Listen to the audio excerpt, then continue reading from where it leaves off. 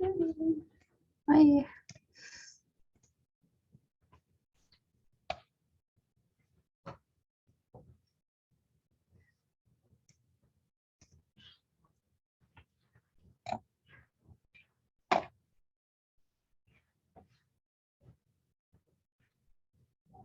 How goes it? Going well.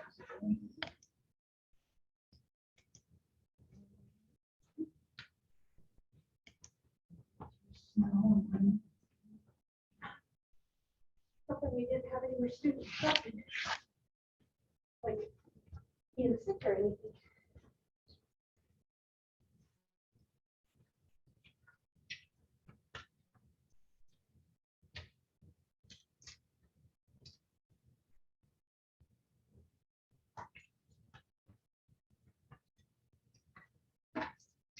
Where's the bee conference this year? Bee conference will be here in Cheyenne.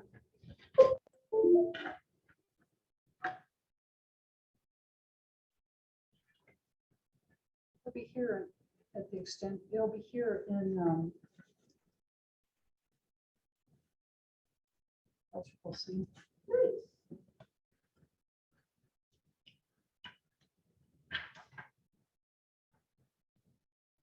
That one, right here? Yep, help yourself.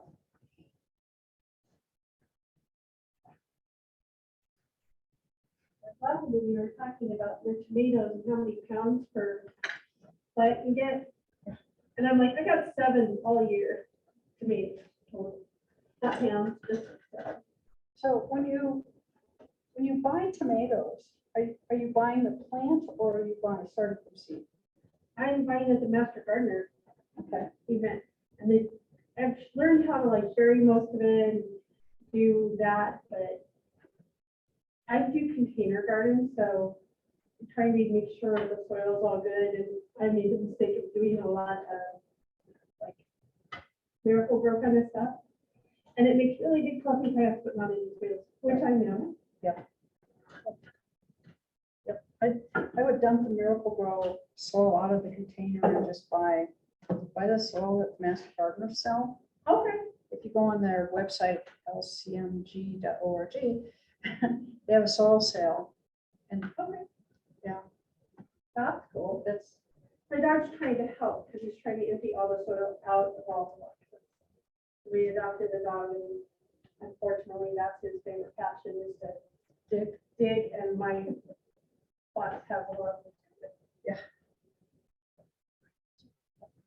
All is well though. I will get it figured out. This computer likes you. it's a much better it's much better technology for sure. Is the other version for kind of more for the classroom versus the Zoom and all that? Well, that computer was never installed in there. Oh, okay. So there's the computer rack, but there's nothing there. Someone, when the building was being put up, decided to, cut corners and save $400 out of a $55 million project. So, Well, why not?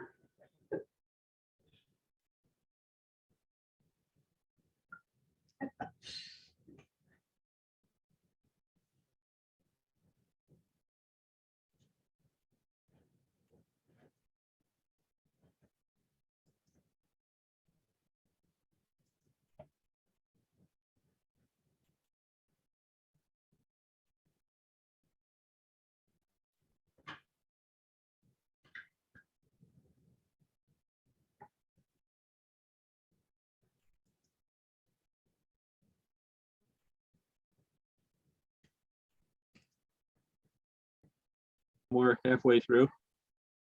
okay, that's fair. I just want people to be comfortable.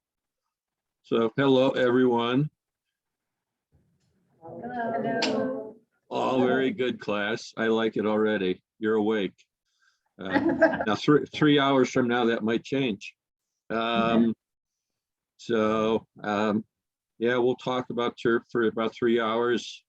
If you guys are anything like the master gardeners here in Colorado, this is one of their least favorite classes. Um, they think, you know, they're more interested in vegetable gardens and trees and that kind of thing. But something I tell our master gardeners here, and especially our new ones, is that when you're doing volunteer stuff, which I know has been kind of a little bit different the last couple of years, but hopefully we'll get back to where you can do those Q&A booths and all that good master gardener volunteer stuff. At least in our offices down here, it's typically the most questions over a year they get are either trees or turf and trees. They're usually 1, 2. So even if you don't like lawns, if you think they're a waste of time and money and resources and all that kind of thing, if you're going to be answering questions from the public, I think it's important to know a little bit about how to manage lawns and how to answer those questions. So, and that really starts with the basics of how to manage a lawn.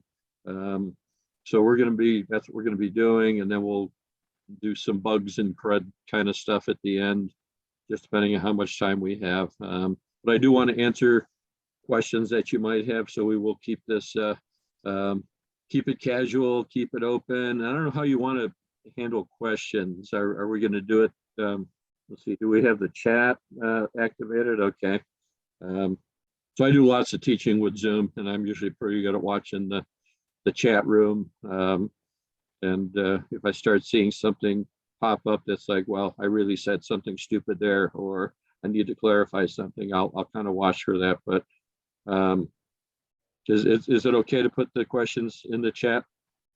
Is everyone, so those of you that are sitting, oh, you're probably not sitting in front of your laptops in the big room there, but maybe people that are joining virtually, they can probably type stuff in, but or we can stop at each section. So I'm going to talk about mowing and water and fertilizer and species, and they're going to be little short blurbs. And then we'll take a little stop and we'll answer any questions you might have about each of those topics. So that's really kind of the plan for tonight. And so I'm going to start sharing right now.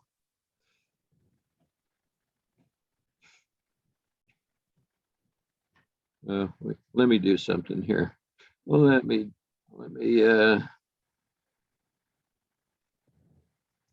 something that'll make this a little bit easier. Okay, how's that look for everyone? That looks really good. Okay. Cool. You want me to turn my camera off? Is that distracting? Some people like seeing this person talking, and others, they find it distracting. So it doesn't matter to me. You're fine, Tony. I've got 2 screens up, and right now your PowerPoint is the main focus. Cool. Okay. Well, so what are we going to talk about today? We'll do a little intro on turf and why it's kind of important, but now we'll go through these topics here. It looks like a lot of stuff, and we'll try to get through it all. But yeah, typically this is like a full day of teaching. So we're going to put it into 3 hours. And actually what we've gone to down here is I've recorded all of these. And so our folks, they take them, they do each one kind of as a lecture. And then we get together for a couple hours, and I answer questions and that type of thing. But this still works. And so I'm going to be using the same exact stuff that I've developed for our master gardeners down here for their curriculum. So something I always like to talk a little bit about, just because I'm kind of in history, and you could have an entire class on this kind of stuff, but just where did this idea of lawns come from? And this is just kind of fun stuff to start with, but if you can look for the earliest documented evidence, and it probably happened before this, but the earliest texts and photos and stuff about lawns is from somewhere around the 12th century. But we do know by the 15th century, lawns were uh, uh, definitely parts of landscapes and landscape design, and both private and public landscapes. And sometimes that was used for recreation. Sometimes it was just done for aesthetics. You know, and some of these early photos, I don't have them in here, but some come from China. Others, quite a bit of it come from Europe. And so if you don't like lawns, you can blame other parts of the world for having come up with this idea, because obviously they weren't in North America until we settled North America and brought some of those landscape aesthetics and design components with us. So, but as that ends up, you know, most people have some kind of a lawn. Some of them are better ones, some not so good ones. But one thing that is pretty common wherever you go, where people have lawns, is that they have questions about why it's not growing, why it doesn't look as good as their neighbors, and all that kind of thing. So that's what we'll kind of work towards tonight. You know, and again, why is lawn care knowledge important for a master gardener? And this is what I try to express to folks that might be reluctant or not real excited about learning about lawns, is that you will get questions about it, whether it's officially, you know, as part of your volunteer activity, or you know, just your neighbors found out that you're a master gardener, and they're going to ask you. Very often it's going to be about their lawns, but it could be about their roses or their trees, or whether tomatoes aren't forming fruit and all that kind of good stuff. So it's important stuff to know about. So a little bit of trivia here is how many acres of turf, and this is just more than lawns, but how many acres in the United States? And the best estimate, this was pretty accurate, although it's really about 15 years old now, or actually 17 now, was a study that was done using satellite imagery, and it was ground truthed, and it comes out of this paper from 2005. But it estimated there's around 40 plus million acres of turf in the United States, and this is golf courses, lawns, parks, cemeteries, anything that's mowed, you can put into that category. And that's somewhere around 2% of the United States is covered by lawns or turf of some sort. Well over half of that is home lawns, though. It's not, you know, a lot of people think, oh, it's all golf courses or something like that. And by far, it's home lawns and roadside turf.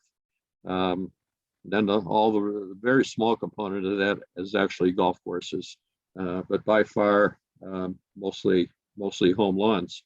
If you look at individual states, and I just put the two that we're most familiar with here. In Colorado, somewhere around a little less than 1% of Colorado is covered in lawns. So you can see really half of the national average.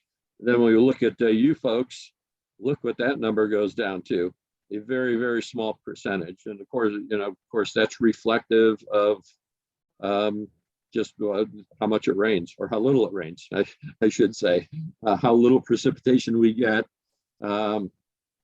And I should say that I can identify with you folks. I live just south of the Wyoming border, and I always joke that I get all the wind that you get tired of, and you send it my way. So I live, if you're familiar with the Rawhide Power Plant, which you can kind of see from Cheyenne.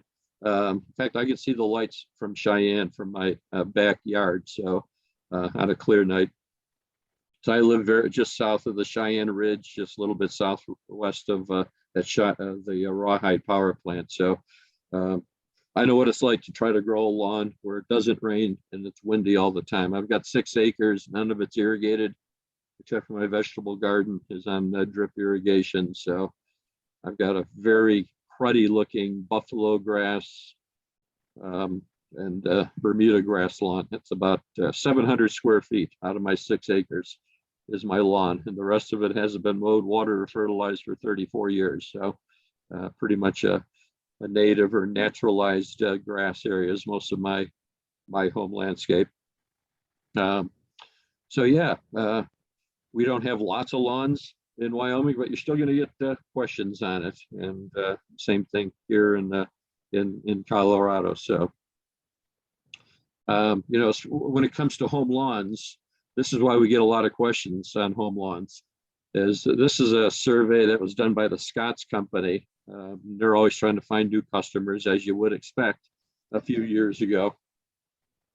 And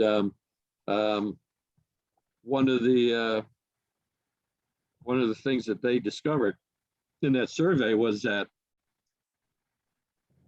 well over half of the lawns in the United States, and so I can't speak for Wyoming or Colorado, but just nationally, half of the lawns in the United States, people never fertilize or put any kind of pest control product on those lawns.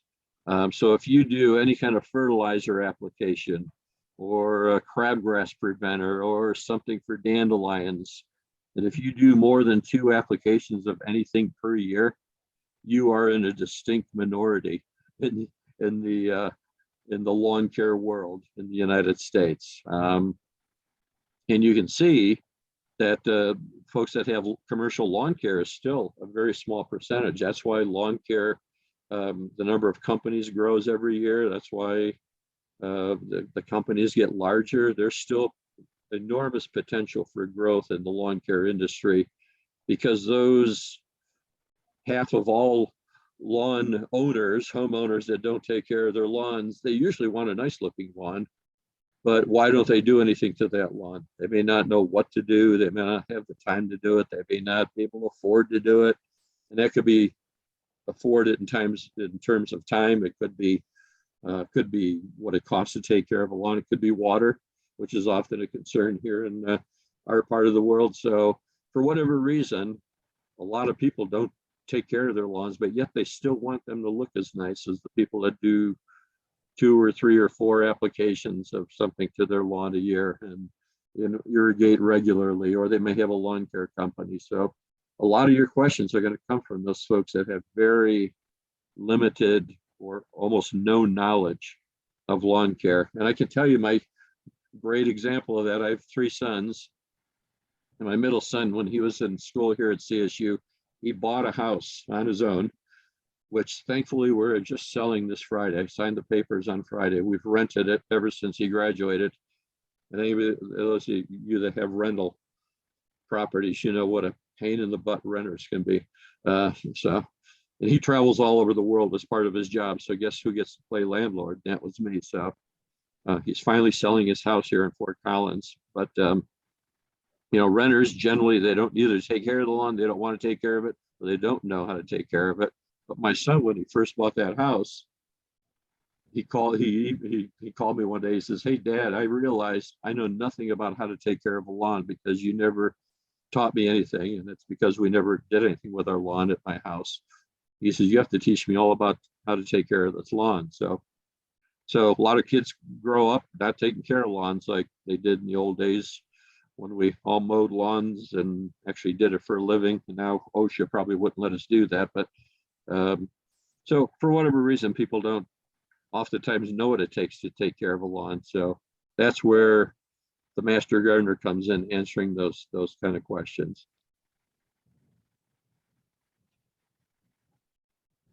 So where do most of our lawn care problems come from? Either lack of knowledge about how to mow, how to fertilize, how to water, you know, how to manage compaction and thatch and that kind of thing. You know, we're kind of lucky here in the arid part of the world, and I say lucky because the lack of precipitation and the control we can have over how we water really can limit the severity of pests we get and the spectrum of pest problems. But those of you who moved from another part of the world, like a lot of people that moved to Colorado or Wyoming, they moved from someplace like Pennsylvania or Florida or New York, where you're getting 40 or 50 or 60 inches of rain per year, and you move somewhere where you're getting 12 or 13 or 14, and half of that's coming as snow in March and April. This idea of watering is such a foreign concept to them, but in those parts of the world where you get so much rain and you can't limit it, that creates fertile breeding ground for all kinds of fungi and insects and weed problems and that type of thing. So being able to limit how much water we apply to our lawns really does limit the severity of some of our pest problems, and the number of pest problems. So we do have some, and we'll talk about those later, but in a way, we're kind of lucky that we can control the water, okay? So a lot of times our turf problems, they're a water distribution problem. It's bad sprinkler coverage, which is kind of what we're seeing here, or in this picture. These are sprinkler irrigation coverage. It could be lack of fertilizer, and that's what we're seeing between these two lawns. When you see something happen right to the property line, that usually tells you something about the management of that lawn. Disease problems don't occur in perfectly straight lines usually. So that's what we're going to talk about, and that's why we're going to talk about the basics. That's how you prevent a lot of our lawn problems, is by mowing, irrigating, fertilizing properly in this part of the world. So now I'm going to show you some resources. Now these are the ones that we have for our master gardeners here in Colorado. But luckily these are all publicly available. And I checked this URL, which seems to constantly change with our extension publications people. But I checked this one this morning, so I'm pretty sure that this one works. And what it will do is it will take you to our master gardener resources page just for lawns. So this is just stuff just we have for lawns.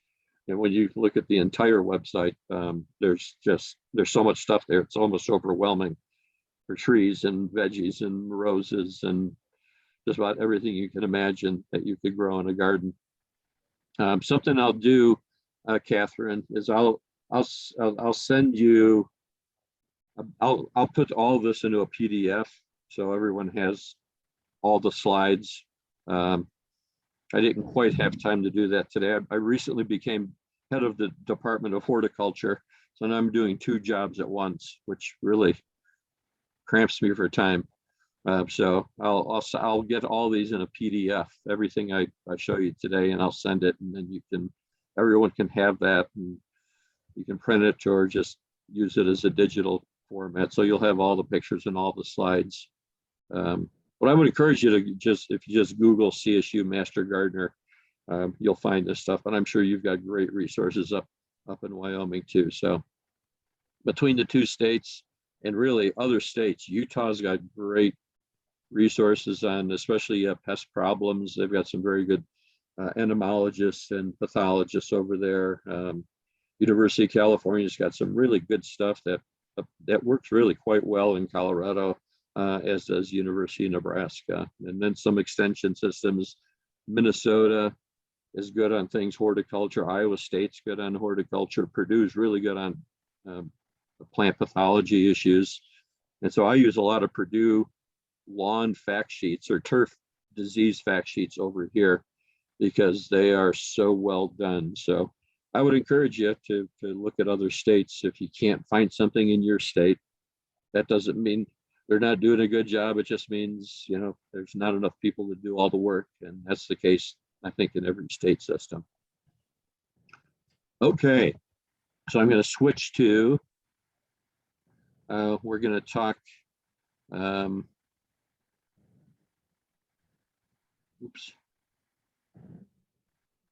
let's talk about, very quickly, I'm going to talk about turf species selection. I'm going to kind of cruise through this because you can get really bogged down in this topic of species selection. And there's a lot of good information on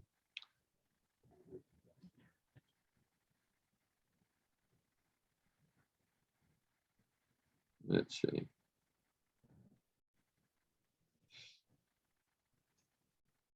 Let me share this. You can get very bogged down in the topic of turf species selection. So, but we have a lot of resources on our website, that Master Gardener website, on the different species. But let's go through this quickly because this, a lot of times we can't change the species, and that's fine. But sometimes that does lead to lawn care problems, is when you're trying to put a square peg into a round hole when it comes to taking care of turf. So if you're trying to grow bluegrass, for example, where it's really shady or where it's salty, and you do have salt problems, up in Wyoming, it could be salty water, it could be salty soil, or a combination of both. When you're trying to grow a grass species in a place where it's not very well adapted, you're going to get more weed problems. You're not going to have healthy looking grass. And so when you have that opportunity to really choose and put the best grass possible in the situation, that's always something you want to take advantage of. So we'll spend a little bit of time here, but a very common question for folks is for the master gardener volunteers, what's the best grass to plant in my new lawn? So maybe people are buying a new house and they got a new landscape, and what kind of sod do I buy? Now, usually it's a pretty short list though. Quite often it's a bluegrass or tall fescue. Every once in a while, you might find some fine fescue sod, maybe some buffalo grass sod. But really, it's a supply and demand thing. What it comes down to is most sod growers aren't going to grow things that people don't buy. It's just like a grocery store is not going to put stuff on the shelf if you don't buy it because it's perishable. It has a life cycle. It has a use by date, and sod is the same way. Once sod becomes in a field more than about 2 years old, it becomes much less saleable and usable, and you're paying a lot of money just to grow grass that you're not selling. So that's why you see very little buffalo grass sod sold in this part of the world, even in Colorado. In fact, our one grower that's been growing buffalo grass sod is going to stop growing it because he can't make money on it. He can't charge enough per square foot to make it worthwhile growing it. So a lot of times we're stuck with bluegrass and tall fescue, which sometimes makes the answer easy if you're going to do sod. But if you're willing to seed, then that opens up a whole world of possibilities for different species. So a lot of it comes down to, are you going to seed or sod?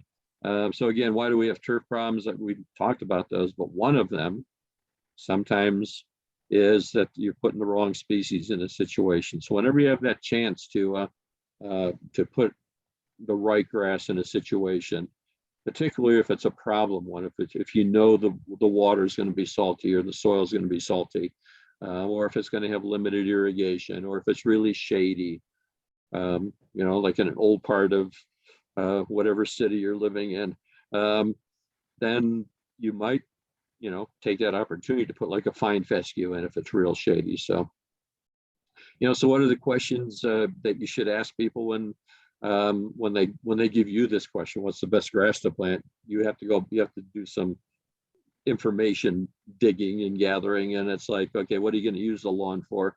Is this going to be a lawn where you got big golden retrievers and 4 kids or grandkids playing on it every day, or is the only traffic it gets when you mow it and you go out to walk and pick veggies in the garden and you walk across it?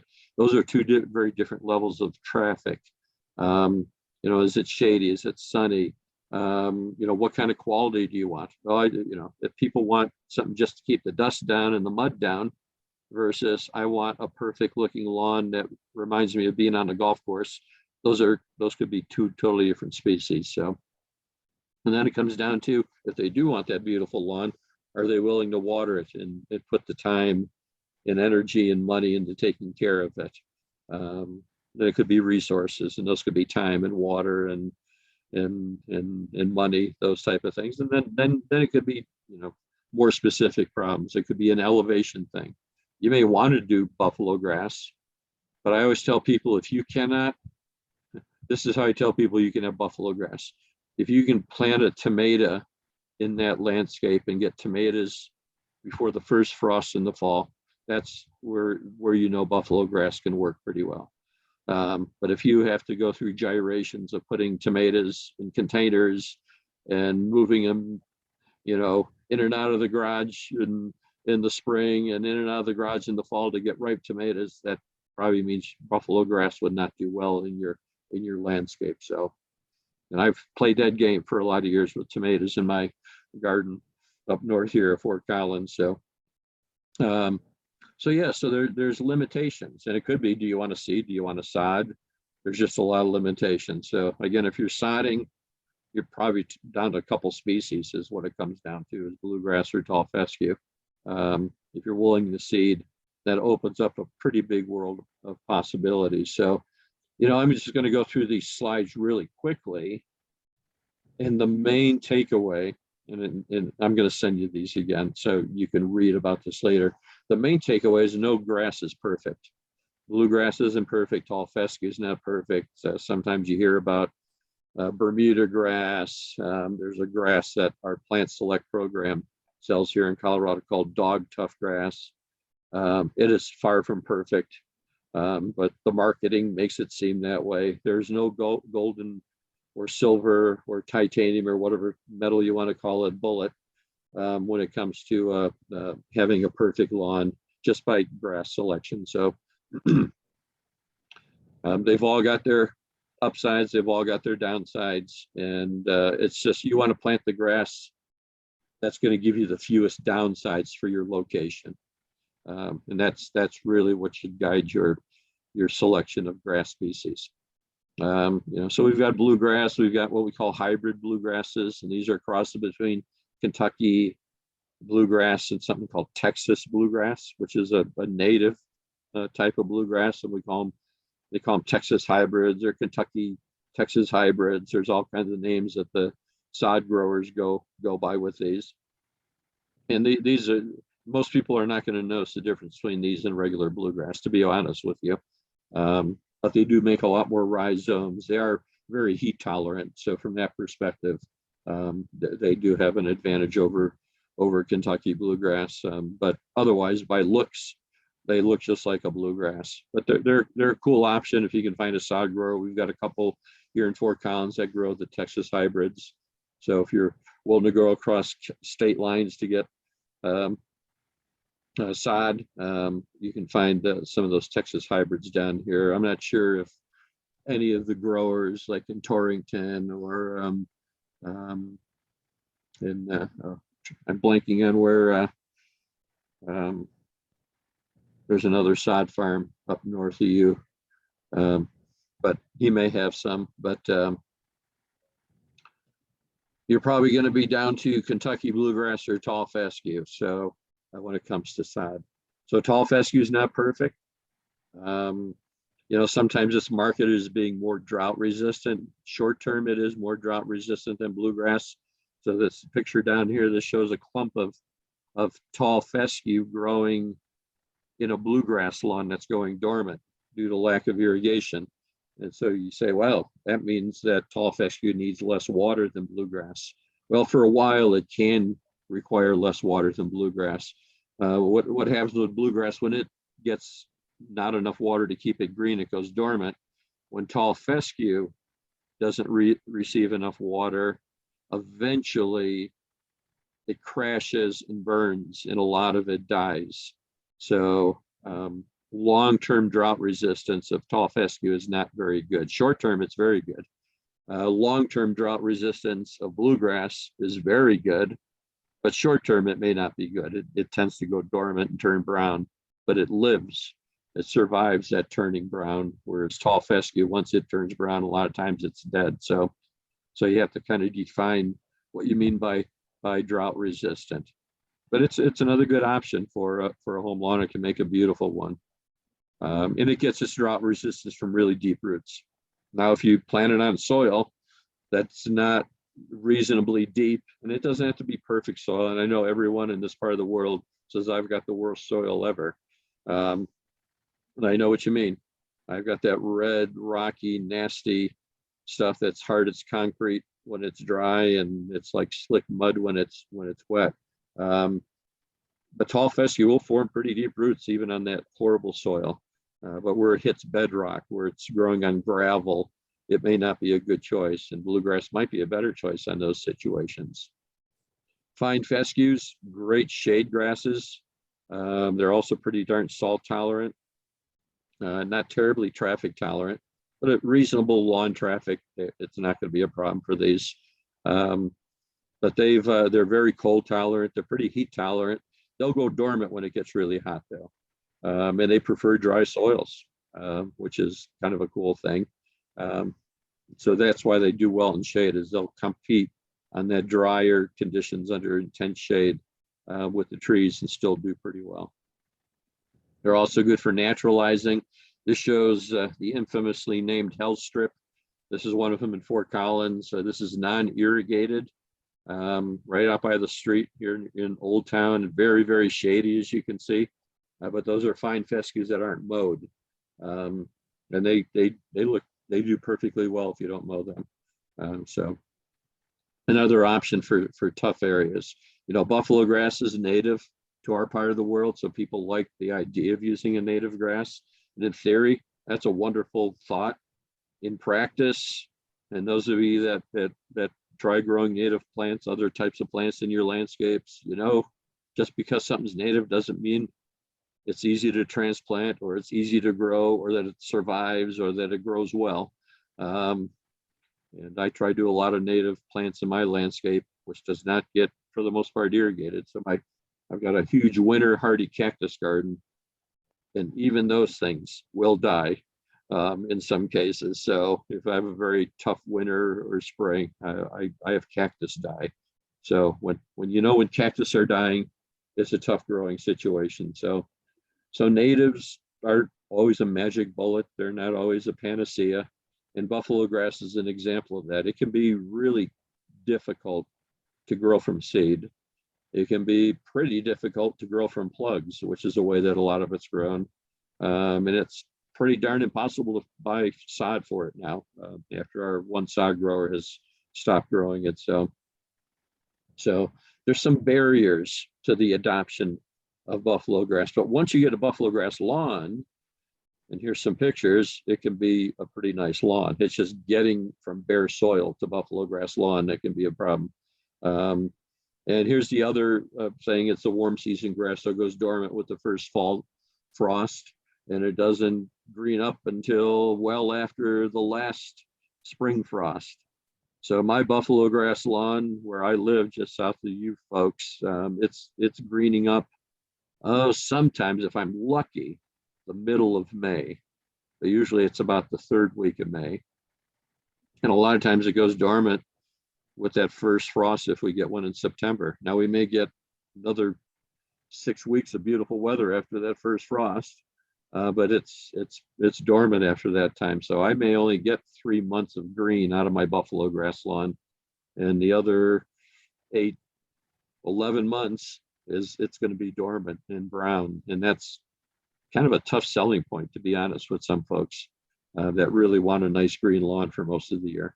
But you don't have to water it much, and it'll survive. So, and that's native plant for you. Here's an unirrigated buffalo grass lawn in Fort Collins here.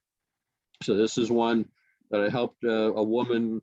I gave her pointers. She grew this from plugs that you can buy online. So it wasn't sod, it wasn't seed, it was plugs. And this lawn is a little over a year old, has never been watered or mowed. She watered it to get it established, but then after she had 100% cover, she stopped watering the lawn. She never waters it, she never mows it, and she never fertilizes it. So she does get people asking about it. This is what the lawn looks like. This was late August. I took this picture. So you can see, not the best color. It was a dry summer. I think I took, this picture was after frost. Yeah, this was after first frost. That's what it was, in September. So it does go off color. It's an interesting plant in that it has male and female plants. So if you know general botany, most plants, or majority of our plants, are what we call, they have male and female flower parts in the same flower. Well, buffalo grass is dioecious, meaning it has male plants and female plants. And so there are are varieties of buffalo grass that are female only. Prestige buffalo grass is a female clone. There's no males are allowed to get near it. So that means there's no seed for it though. So the only way to get this variety is by sod or plugs. And so this lawn is one called Legacy, which is a female clone. So there are no male plants in that lawn. It's all female buffalo grass. Another one is something called Turfalo, which is kind of hard to get. So Legacy and Prestige are the best and most widely available female buffalo grass varieties. This is a Legacy lawn down in Denver, Legacy buffalo grass. So it's very, very nice lawn. The best seeded variety for Colorado and Wyoming would be one called Sun Dancer. And it was developed by University of Nebraska. So it's a really nice lawn turf type buffalo grass. The downside of buffalo grass sod or seed these days is I've seen some of the prices of buffalo grass seed being $60 to $80 a pound for buffalo grass, which makes it almost as cheap as planting plugs. So buffalo grass seed is in very high demand and very low supply because it's hard to harvest and there aren't a lot of growers of buffalo grass seed. So it's another case of supply and demand. There's huge demand, very little supply, so the price goes up. Good old American capitalism. It worked there. This is what a plugged buffalo grass lawn would like, and this would be planting them at what we call 12-inch centers. Every plug is 12 inches apart, and that lawn, the plugs grow. The buffalo grass grows by runners or stolons, and that's 30 days after that first picture. Something that you can do with buffalo grass lawns to make that dormant buffalo grass look a little more fun in the spring, and this corresponds very well with the flowering of spring bulbs, is just to put a whole bunch of spring flowering bulbs in that lawn, and just let your daffodils and your hyacinths and your grape hyacinth and your crocus do really well in buffalo grass lawns. So it gives your landscape a kind of a cool look. And then just let those bulbs complete their life cycle, like we recommend with fall planted bulbs, because they're storing that energy for the next year by going through that, letting their green leaves eventually winter. Don't mow them off. By about the time that the buffalo grass is starting to green up, the bulbs have gone through that growth cycle, that spring growth, and their foliage has died off, and then you can mow it all off and start growing your buffalo grass lawn. So spring flowering bulbs and buffalo grass lawns are kind of a neat, kind of a natural companion. Another grass, and I mentioned this one called dog tough. The only reason I bring this up, not because I want to encourage you to grow it, because I think I would hazard, maybe it would grow in Cheyenne, okay, but other parts of the state, you get into Casper and most cold parts of the state, it's not going to grow very well. So Laramie certainly is too high elevation for this, but really warm, maybe if you got a real southern exposure in Cheyenne, you could get away with growing this dog tough grass. But it's Bermuda grass, and it's planted the same way as the buffalo grass. So the only way to plant it is with plugs now. There's no sod for it. There's no seed for it. And so you can get a lawn, again, pretty darn quickly if you get a really hot summer, but you got to water it. You got to do weed control, because that's one of the problems when you plant anything with plugs. All that bare soil, you're going to get a ton of weeds coming up in it. So you're going to have to do weed control between all those plugs. So it is an option. I would keep it contained.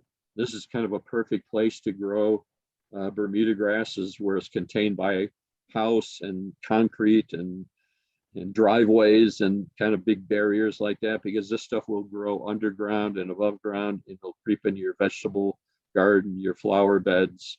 It'll grow in places you don't want it to grow. So this is kind of a good place if you're going to plant this buffalo grass to grow it there.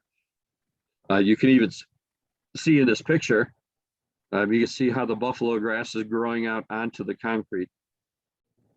And that's just an indicator of where it will grow and how much it will spread, possibly in the places you don't want it to. And it's almost impossible to kill with Roundup. That's something I would tell you.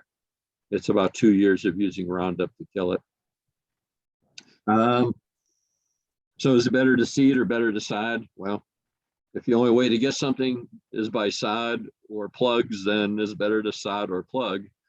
If the only way to get something is by seed, or if you want greater selection, then seed is your choice. So no one is really better than the other. It just kind of depends on a situational basis. So you can get a very good end result with both of those. You know, we've got a lot of sod growers, especially in the northern Front Range here, just a little bit south of you. And I know Green Valley, I know Horizon, I know Corby, which is in Fort Collins here. I know Graffs sells in Wyoming. So, you know, a lot of these companies are selling. And Turfmaster has a farm up in Wyoming. So in Wheatland is where they've got a branch. So so yeah, then you have Torrington side, and there might be a few others I'm not real familiar with in Wyoming. So you have some good sod growers up there and some just south of you as well. If you want to go for seed, Greeley, which is not too far, just around down Highway 85 from you, has Buffalo brand seed and Pawnee Butte seed, and they both have very good varieties of grasses and seed for them if you want to try seeding. So, and a lot of them sell at garden centers and some of the hardware stores and farm supply stores, the co-ops. Pawnee Butte sells it some, Buffalo brand sells it some, and then even Arkansas Valley Seed sells it some places. So a lot of times you can just go to a garden center or farmers co-op and get seed from these very good growers. So are there any quick questions while I switch? We'll talk about mowing first, but anything about grass species? Yes, like kind of all the species that you talked about are basically just growing one type of species. And I know that some places will sell kind of like seed blends of different types. Is that kind of a good way to go, or do you not recommend that? Okay, good question. So, our seed blends are 2 or 3 cultivars of the same species combined, and then seed mixtures are 2 or more species.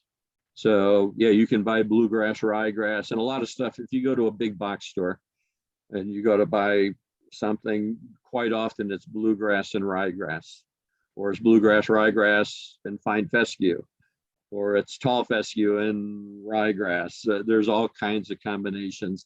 You know, there's nothing wrong with using mixtures or blends, except for the fact that sometimes the mixtures will get kind of funky after 3 or 4 or 5 years, and certain grasses will dominate. And sometimes they make they segregate. You get clumps of stuff and patches growing in that lawn, which doesn't look real good, to be honest. So so that's a downside sometimes of kind of picking the wrong mixture or wrong blend, but usually it's mixtures are things that go bad. But yeah, it can be a good idea from a disease or an insect management perspective to have different, diversity, genetic diversity in a lawn. Another thing that's popular, and I haven't talked about it, but I'll probably get a question out of it, is putting clover into lawns. That's been a very common question, and I've got some things I've written on getting clover into lawns. So people that like that are into beekeeping, like Catherine, you're always looking for, especially in a place like Colorado and Wyoming, where forage for your pollinators can be limited certain times of the year. Lawns can be a pretty good source of nectar and pollen for pollinators, for honeybees especially. And one of the very best pollinator plants for what I call a bee-friendly lawn is white clover. So you can buy white clover seed and just seed it into your existing lawn. Now, some people would say, well, that's like putting weeds into the lawn if you don't like clover.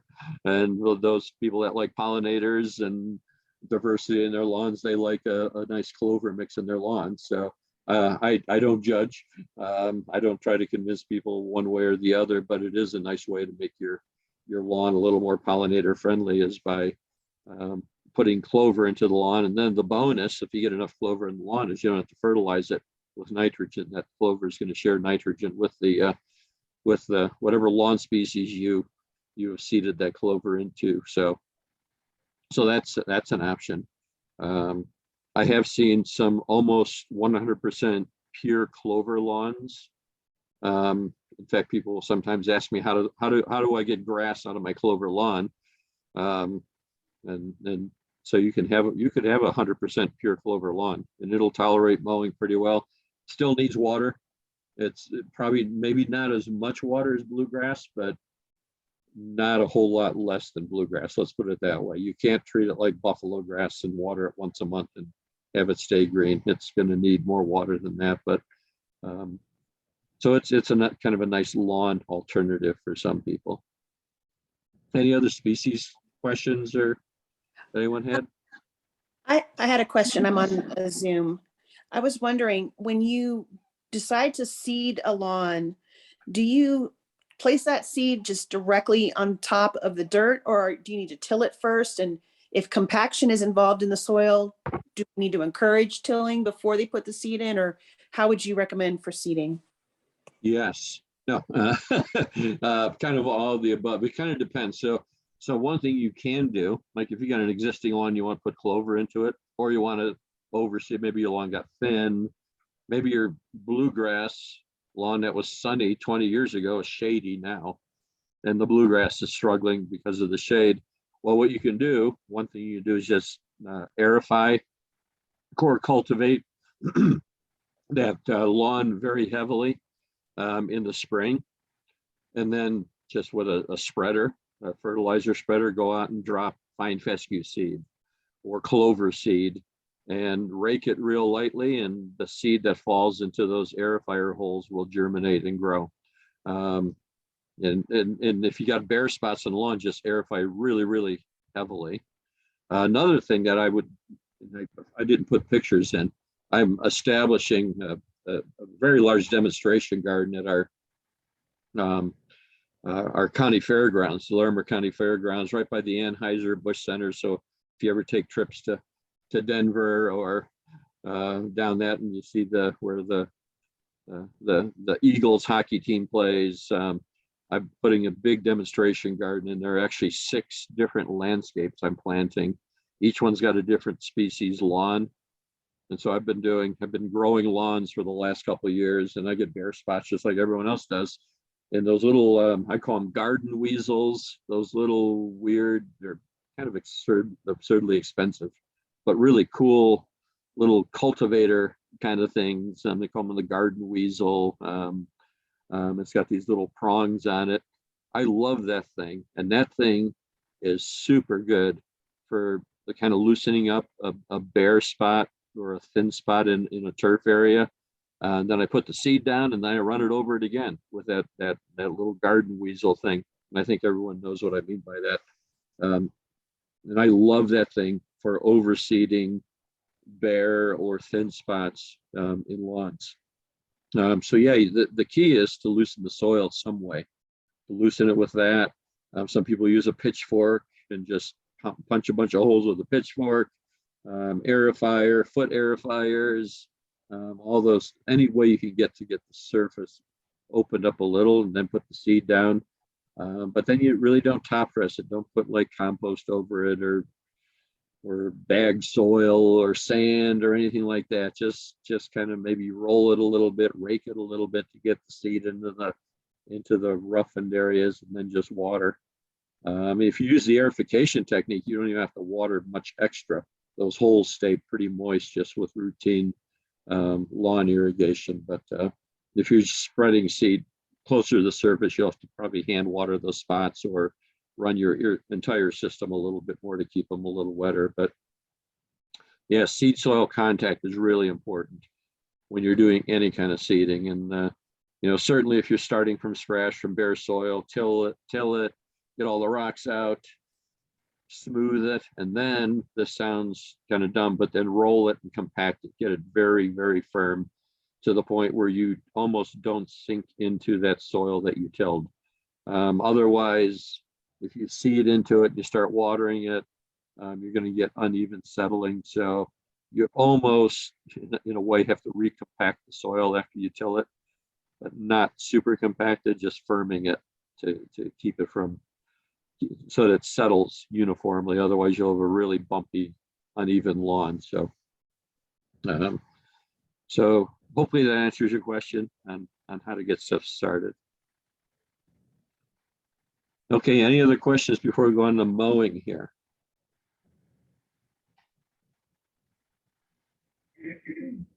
Okay, well, let's talk about mowing. I have a little fun story that I tell.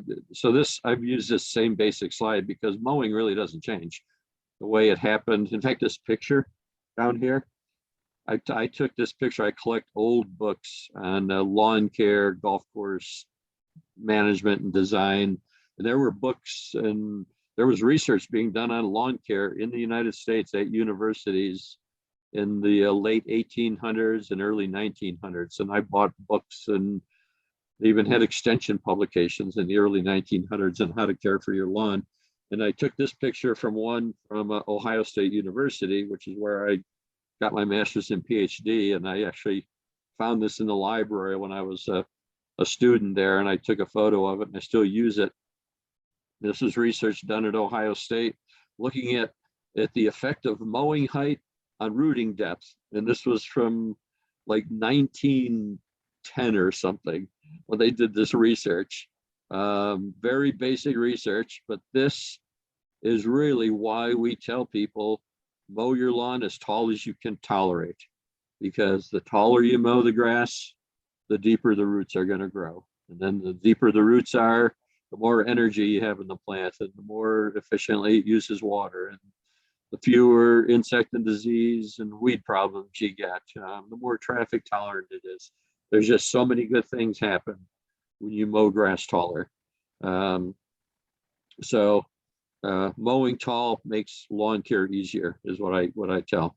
But the wording I used to use on this slide was mowing high makes lawn care easier. And once we made recreational marijuana legal in Colorado, people got lots of chuckles out of, yeah, mowing high does make lawn care easier. And they would just nod and smile whenever I said that. So I had to change the wording. I don't know where you are in Wyoming with that, with the whole marijuana thing, but it's very legal here in Colorado, as you can tell when you drive through any of our towns and see all the places you can buy all those goodies and those gummies and all that stuff. Anyway, so mow tall and mow high if you want, but I won't tell you to do that. So let's see. So lots of benefits to mowing tall.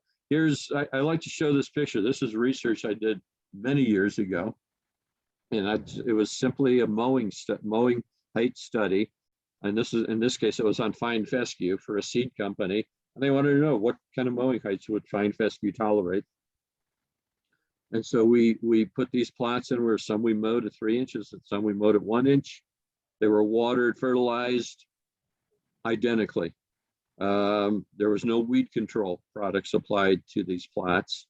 And you can see what the lower mowing height did or what it caused as far as weed invasion. And all that yellow colored stuff in there is crabgrass and foxtail. Those are annual grasses. They need light in the spring to stimulate the germination process. Obviously, the little tiny seedling crabgrass and foxtail needs light and water to get established. So in that turf on the left, where that turf shaded the soil, it shaded any seedlings that may germinate, outcompeted them for water and nutrients and space and light. There were essentially no weeds at the 3-inch mowing height, and probably by the end of the summer, almost 50% weed cover with the 1-inch mowing height. Otherwise, everything was the same. So this is some of the cheapest, easiest weed control you can practice on a lawn or any turf area, is to raise the mowing height. It's just one of those no-brainer things. And I realize lawns and turf looks cooler and more neat and fun when it's mowed short, like a golf course fairway or whatever. But it's hard to keep weeds, especially in our part of the world, out of that shortcut turf. So mow taller for weed control. Another thing it does is it makes the turf more resistant to disease problems. So here's a disease called necrotic ring spot, which is a very common disease in the Front Range and everywhere from up into Montana, down through Wyoming, down to New Mexico, kind of on the east side of the mountains, but even up in the mountains now. I'm going to go to Glenwood Springs and I see this disease. I go to Vail, I see this disease now. When I first came to Colorado, the only place I saw this was Colorado Springs. Back in I started here in 1988. That was the only place. And then mid-90s, we started seeing it in Denver. And then the late 90s, it was in Fort Collins. And then started getting reports of it from Cheyenne. So it's just, and now it's all up and down. It's in New Mexico, Montana, Utah, everywhere this part of the world. But this is a root rot disease. And so lawns that are very well watered tend to be much more susceptible to this. But the other contributing factor is lawns that are well watered and mowed short. And so what does that make you think of? These are the lawn geeks. These are people that are turf nerds, we call them. And they want the perfect lawn. And there's nothing wrong with that, but they overmanage their lawns quite often, usually by mowing too short and watering too much, and oftentimes putting a little too much fertilizer on in the spring. And that combination, water, short mowing, and too much fertilizer in the spring, is oftentimes a perfect recipe for necrotic ring spot. So it's kind of ironic, but the better cared for a lawn is, the more susceptible it is to this disease. So one of the very standard, oh, I guess I didn't have the transition there. This shows up later, but what's the cure for this disease? What do I tell people? Keep the lawn on the dry side, raise your mowing height, and fertilize more at the end of the year than in the spring. But you can see the other problem that this disease leads to. When the turf dies, then weeds come in. And again, this is a competition thing. This is simply plant ecology, as is this. When the plant you like is not competitive, Mother Nature will often put another plant in there that you don't like. And that's what's happened in these spots where the disease has killed off the bluegrass. Now we get dandelions and crabgrass and spurge and kochia and all kinds of things that we don't like growing in those dead spots. So now you have to do weed control because of a disease. And so, one of the definite potential cures is to raise the mowing height. Now, will raising the mowing height make this disease go away? Nope. It's going to stick with you for a while until you do some overseeding and correct your irrigation and fertility and all that kind of thing. So it's going to take a while to get this lawn back. And simply raising the mowing height is not the only solution. It's a combination of things you have to do to bring that lawn back. Along with mowing height is mowing frequency. And really, the faster the grass is growing, the more frequently you should mow it. And that oftentimes in the spring can mean more than every Saturday or every Wednesday after work, whenever you like to mow your lawn. It could be mowing on Saturday and then again on Wednesday if the grass is growing really fast. Because if you take too much grass off at one time, will that kill the grass? No, but it will weaken it and it will kill roots. So the more frequently you mow, the healthier it is for the grass. Actually, mowing daily is actually healthier than mowing every other day, and that's healthier than mowing every 4 days, and that's healthier than mowing every 7 days. So the more frequently you mow, actually the better it is for the grass. Grass clippings, leave them on the turf. It's free fertilizer. You're recycling organic matter and nutrients back onto the lawn. If you're using any kind of pesticides, you're not removing pesticides from the lawn, you're putting them back into the turf system, which is where they belong. You can actually get less disease by recycling your clippings. You'll hear people say, for example, for this disease, I hear lawn care people say, oh, I should collect those clippings so I don't spread the disease. Well, you're not going to spread the disease because this disease is a root disease. And so there's nothing in the clippings that's going to spread that disease organism around. So mowing is not a hygiene kind of a thing. Now some people say, well, I got kids and they track the grass clippings into the house and I have to vacuum the house more frequently. Okay. So if you're going to do that, if you're going to collect the grass clippings, then use them for something beneficial, using for mulch, make compost out of them, that kind of thing. Just don't put them in the trash and let them end up in a landfill. So yeah, there's lots of good things you can do with clippings. Now, if you do mow your lawn and you have those great big globs of fermenting, putrid grass clipping globs all over the lawn, you do want to collect that. You don't want to leave this sitting on the lawn, because then what happens is if it's thick enough, it will smother the grass and it will actually kill grass. And then when the clippings decompose, you'll end up with little bare spots in your lawn. And sometimes people will say this, they'll say, I don't know where these bare spots come from. And sometimes it is because the clippings, those big globs, will smother the grass. So collect those clippings in that case, use them for mulch in your vegetable garden. They're beautiful. Grass clippings are a beautiful mulch for vegetable gardens, for flower beds, those kind of places, even around trees, tree rings, around the trees in your yard. Use them for something beneficial. They compost real easily. So there's a lot of things you do with clippings if you do insist on collecting them. Same thing with leaves. Mow leaves in the fall into your lawn. There's not a lot of nutrient content on tree leaves, but there's a lot of organic matter. And everyone says, oh, we don't have enough organic matter in our lawns, in our soil. Well, why would you bag up your leaves and then ship them off somewhere when you can put that organic matter right back in your soil? So, mow them into the lawn, or if you do bag them, compost them and turn them into something you can put back in your vegetable garden. Is one type of mower better than another? Rotary mowers, which is what most people are familiar with. There are a lot of advantages to those mowers, mainly the main one being you can violate the 1/3 rule. So that's not really an advantage, but it does let you mow grass that gets overly tall, and you can mow it down fairly easily down to a manageable mowing height. But the downside is that lets people really neglect their lawns and they scalp it down. And again, that will kill roots and encourage weed invasion, that type of thing. But rotary mowers are just fine. Reel mowers, those kind of old-fashioned mowers, they give a much better quality of cut.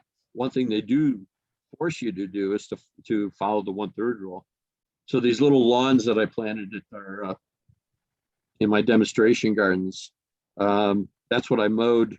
I mowed with a reel mower all year, just because it was just easier, not having to worry about gasoline and stuff and It was just easier to hide a real mower out there in the shrubs. I don't have a storage shed where I'm building these plots, so I have to hide everything from people that might want to take it for their own lawn. So anyway, plus it's good exercise. One thing I did notice though, and this is one of the nice things about taking care of a lawn that I really didn't do for 30 some years. I did notice that bluegrass lawns are ridiculously easy to mow with a real mower, and tall fescue lawns extremely well, they give you a lot of exercise. Let's put it that way. It is very difficult to push a real mower through a tall fescue lawn, and the same mowing height for bluegrass. So it's just markedly easier. And that's just because tall fescue leaves have a lot of silicone in them. They're very tough, and they're difficult to cut. So you have to use a whole lot more energy to push that real mower through a tall fescue lawn compared to a bluegrass lawn. And they work much better on a very smooth lawn. You got bumps and stuff. Real mowers are not a good mower for a lumpy, bumpy lawn. Keep your mower blade sharp. That's mainly an aesthetics thing. It really, contrary to what you read, in a lot of places, it doesn't make the turf use more water, but it does make the lawn look a little uglier. It gets a brownish cast to it. And sometimes people interpret that as the lawn needs more water or needs more fertilizer. And a lot of times it's neither one. It's just that your mower blade needs to be sharpened to keep the blades from shredding rather than cutting. And you can see this is tall fescue.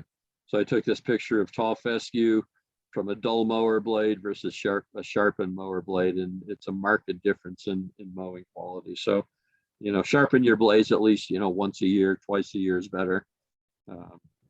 And you'll just get better mowing quality out of it. Final thing about mowing is don't mow a lawn when it's drought or heat stress. So, you come home from work on a Tuesday afternoon and it's like, oh, I think I'll mow the lawn. It looks like it needs it. It's 101 degrees and you probably should have watered the lawn yesterday, but you waited and it's kind of drought stressed. You go out and mow that lawn. This is what can happen from mowing a lawn that's heat and drought stressed.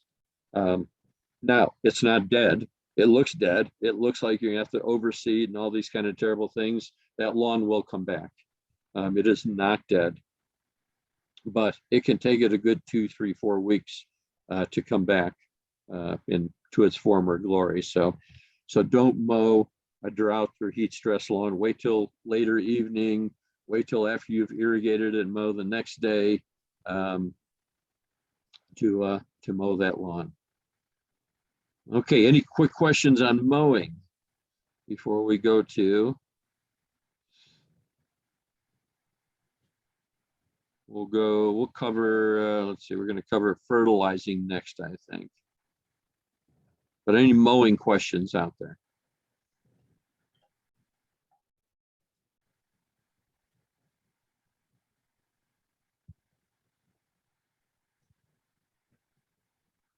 No questions. You guys are good. Or you've fallen asleep already, which I would not blame you.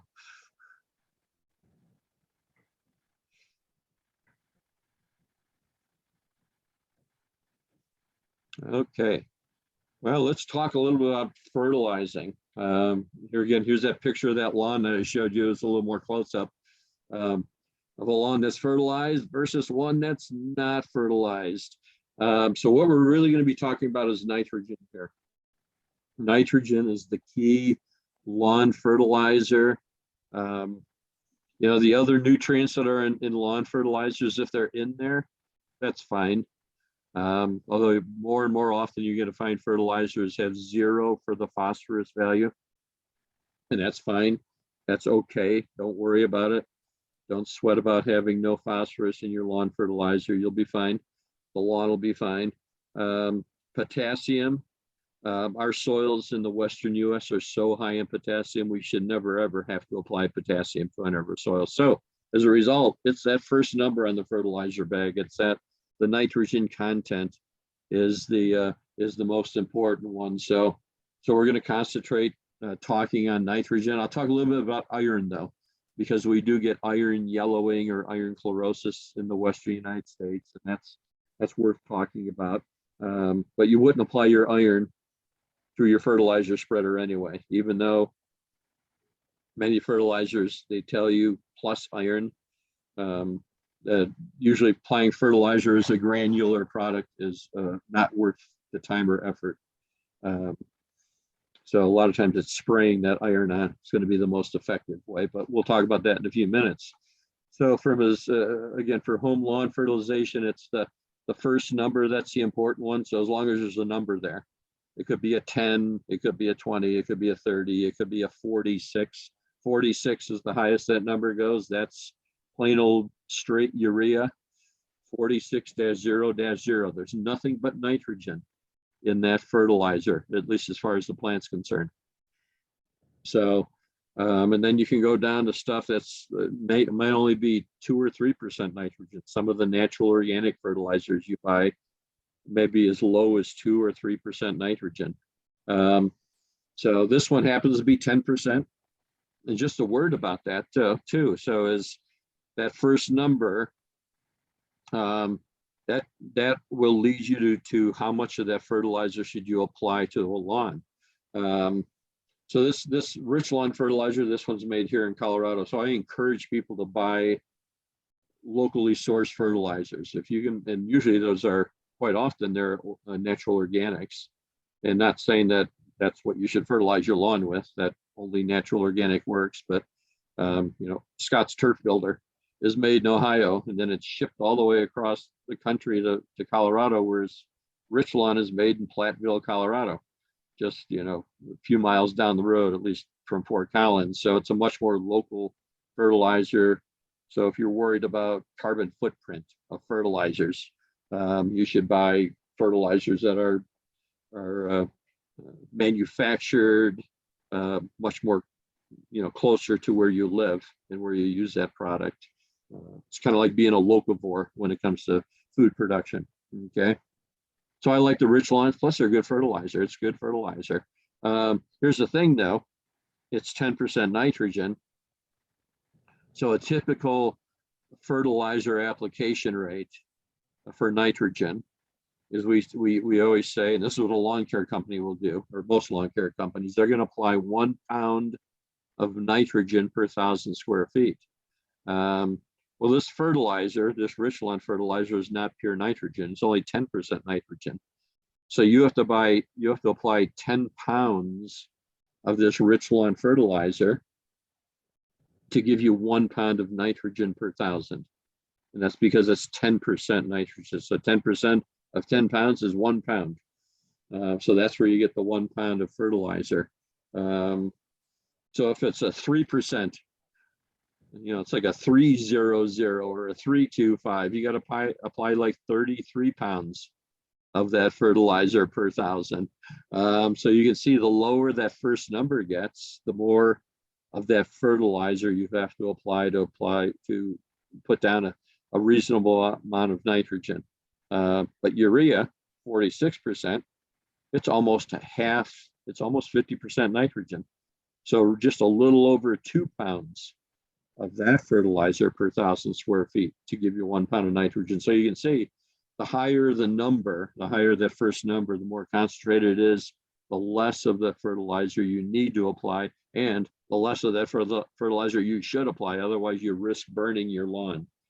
So that's the nice thing about natural organics, is they're much safer from a lawn health perspective. It's harder to burn your lawn with rich lawn than it is with Scott's Turf Builder, which is like a 31% nitrogen, or plain old urea, which is 46% nitrogen. So the higher the number, generally the less safety margin you have in using it.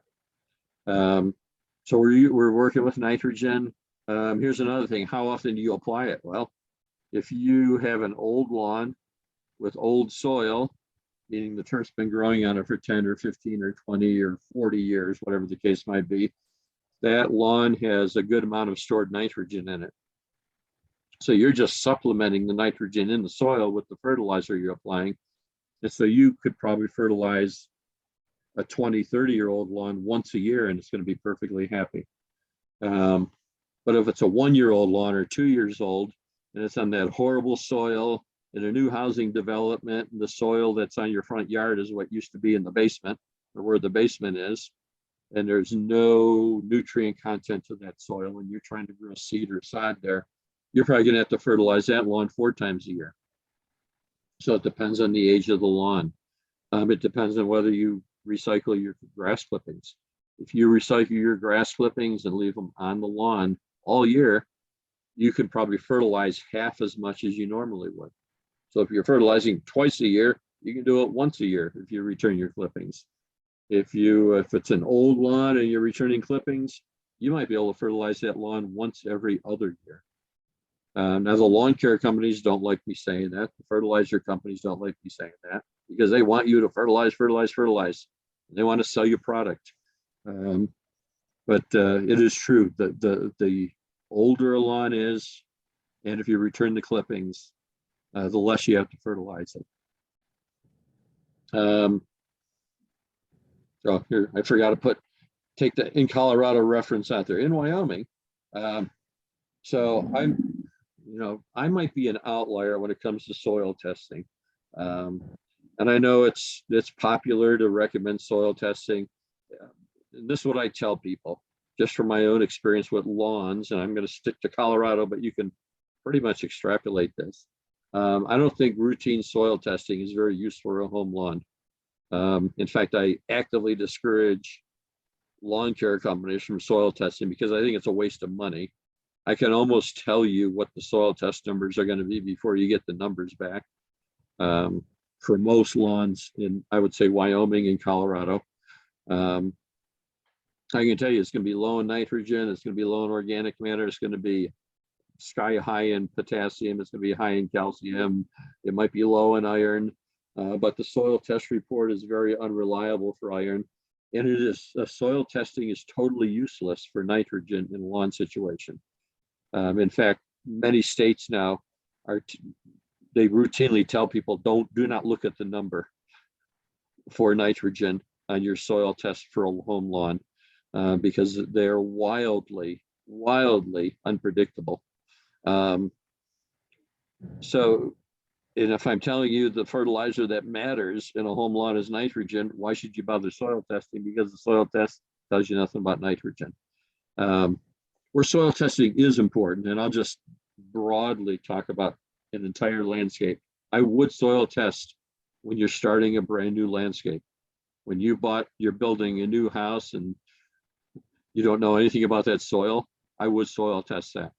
I would soil test if you're having just continual problems growing grass or anything in your landscape. Trees, shrubs, perennials, your vegetable garden.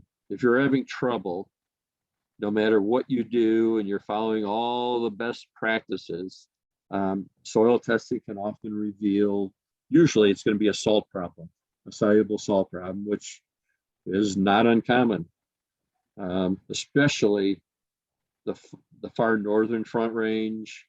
So like where I live, I've got salty soil in my house, and I'm surrounded by people who have salty irrigation water. I'm lucky, my well has got almost no salt in it. And the person who, well, is probably 1,000 feet from my property line, his well water is so salty, it's like ocean water, and he needs reverse osmosis, an RO system to make it drinkable in his house.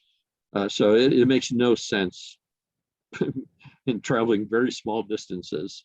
I've discovered, at least where I live, up near you folks, of the difference between good well water and horrible well water. It could be not even a quarter mile. It's remarkable, actually. But a lot of times it is salt from your well or from your soil or from shallow groundwater where the salts just come up from below. So if you're having trouble growing plants just universally, then yeah, soil testing is very important. But routine, I'm going to learn how to fertilize my lawn from a soil test.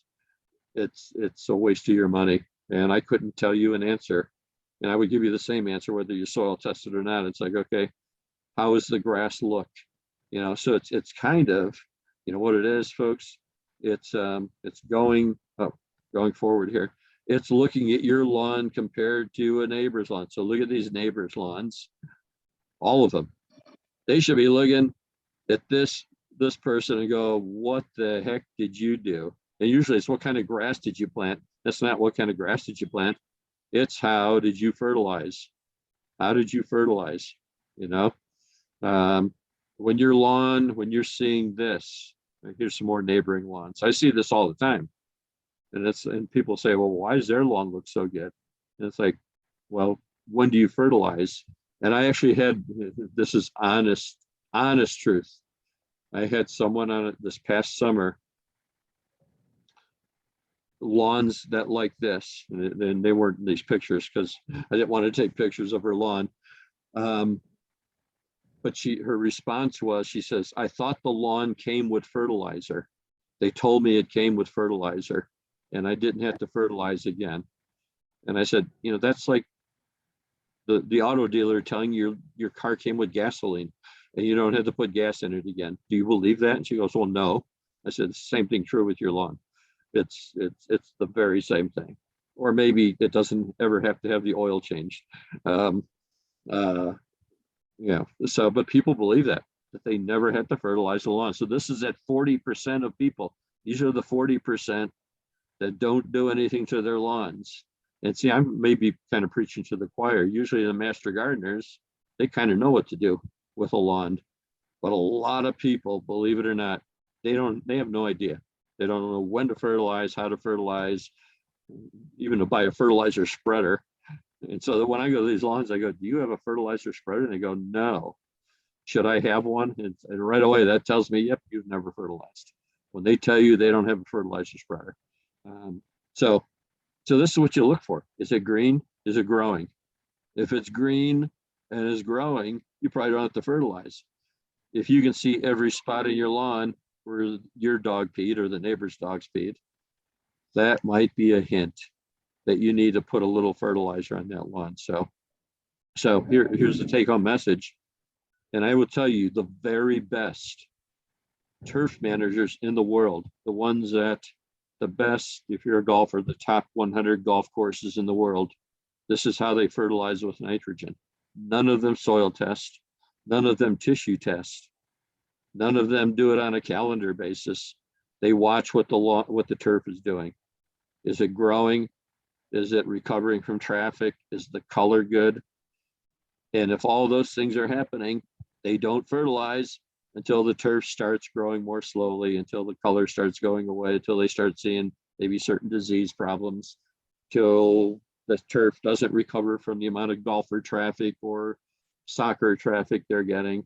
All the best sports turf managers in the world, this is how they fertilize with nitrogen. It's by watching the grass, not by a table, a calendar, the bag, and the directions on the bag, a commercial from Scott's telling you, go out and fertilize now.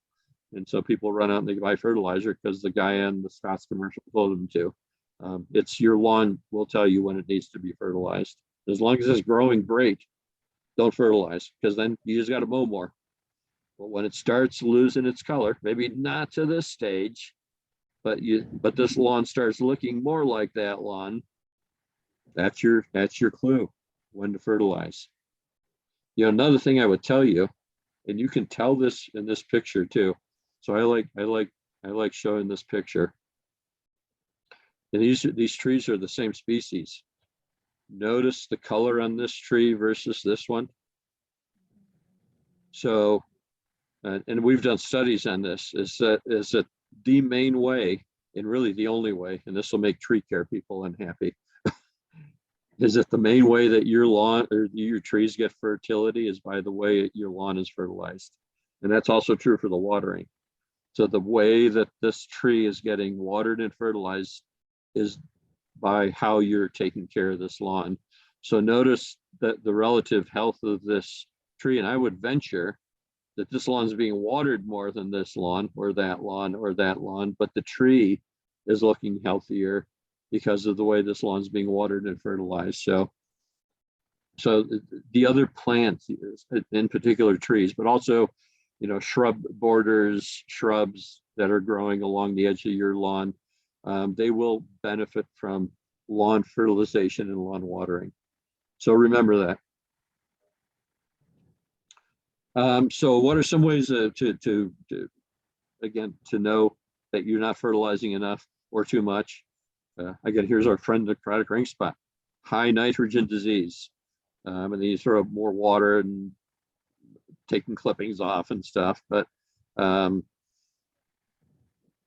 you know, and a lot of people don't recognize this, but if your lawn has to be mowed every other day and you have to water it so much and you just can't, it's just out of control, that's usually a sign it needs, or that it has too much nitrogen. On the other hand, if you never have to mow it and you can see where the dog pees on the lawn, and maybe you do have lots of clover or black medic, which are legumes, or you get certain diseases, that might be an indicator of not enough nitrogen. And I can tell you that by far, the problem lawns that I visit, by far, they are not getting enough nitrogen. They are by far more lawns are under fertilized than are over fertilized. When I go to necrotic ring spot lawns, so almost always they're being over fertilized. So that's the common denominator there. So, so what does fertilization mean for weed control? Look at this picture.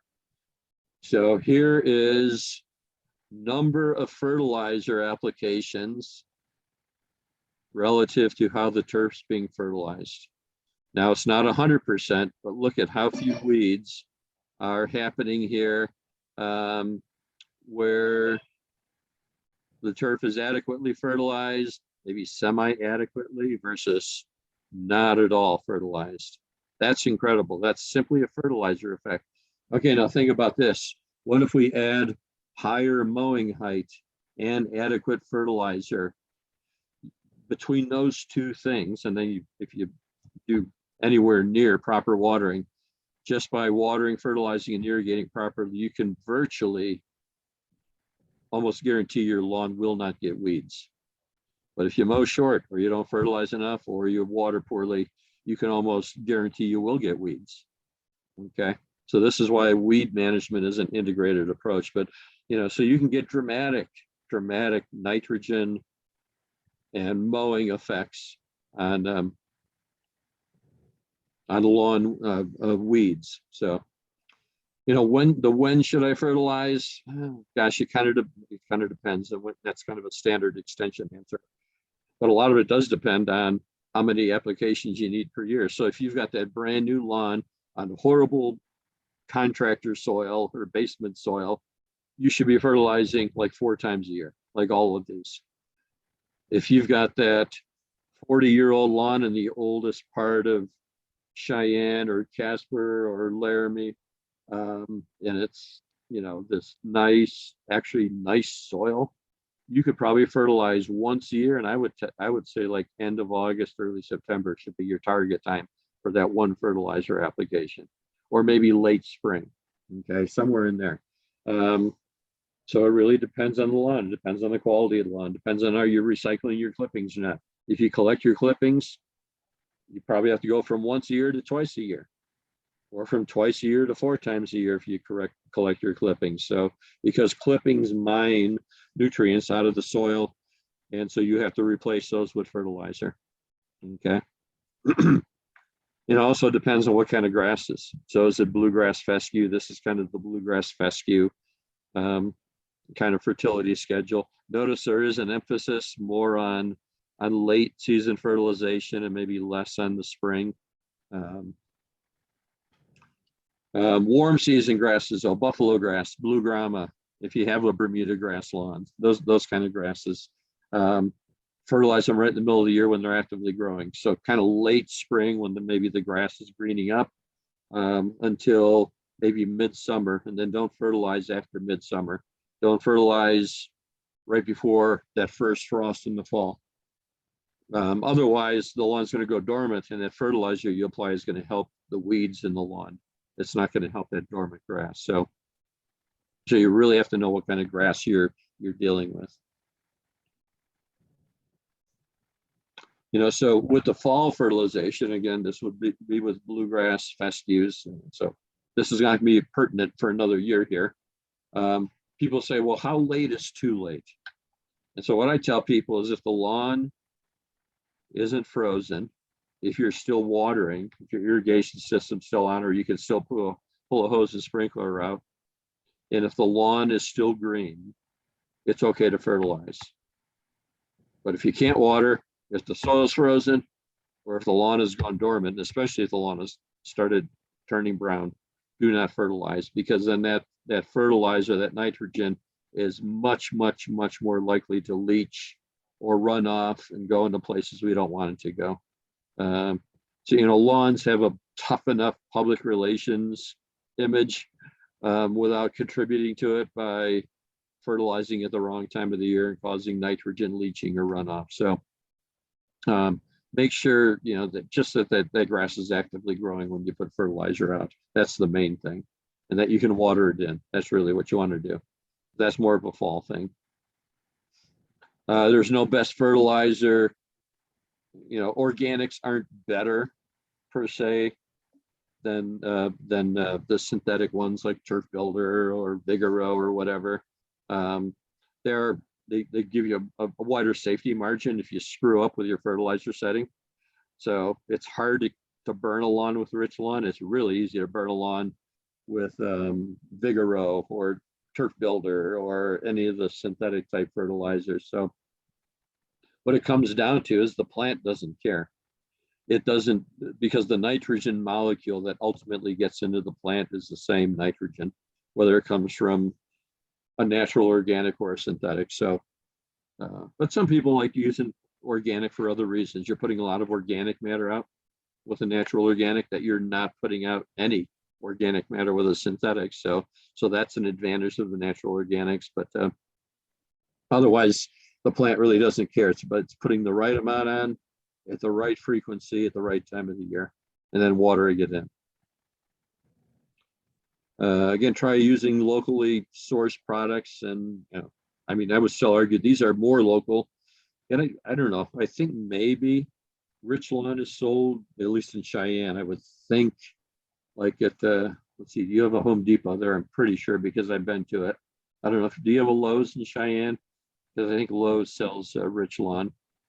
Yeah, we have Lowe's and Yeah, and some of the garden centers, I know all of our garden centers here in Fort Collins sell Rich Lawn and Alpha Lawn fertilizers. So they like selling those local ones. You know, they also sell crazy ones.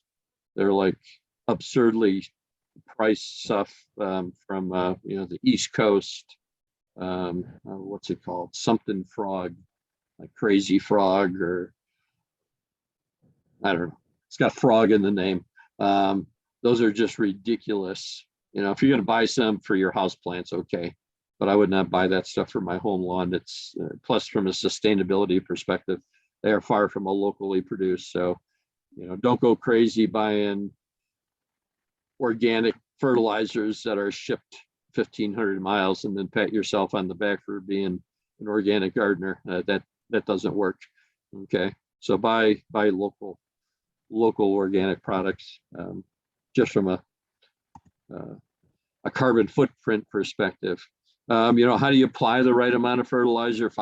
All the labels have instructions for the spreader setting. So buy a spreader that has a setting capability that is described on the fertilizer that you're buying. Okay, so match those together. That's the easiest way. You know, be sure to overlap properly. Here's the thing, drop spreaders are really good because they let you be very precise of where you're applying the fertilizer. Your accuracy is very nice because you can run right along a sidewalk or a street or a driveway or a flower bed, and you're not throwing fertilizer onto the street or onto the hardscape, and that's going to end up in some river somewhere, almost always, and we don't like that. But broadcast spreaders, which do that, they are much easier to use and not result in the striping. So they both have their advantages. But in any case, be sure you overlap properly and don't put fertilizer on sidewalks or hardscapes, patios, driveways, streets, that kind of thing. If you do, sweep it up as much as you can so it doesn't run off. Yeah, let's talk about iron real quickly. And then we'll take any questions on fertility. So iron is one of those things that can be deficient in our soils. Again, not because there's not a lot of iron in our soils. If you have some of those really red soils that you deal with in your home landscape, there's lots of iron in those soils. Unfortunately, it's iron oxide, which is what gives the red color. And in fact, that's where Colorado gets its name, from the Spanish for colored red, which is colorijo. I don't know Spanish, but colorijo became Colorado colored red.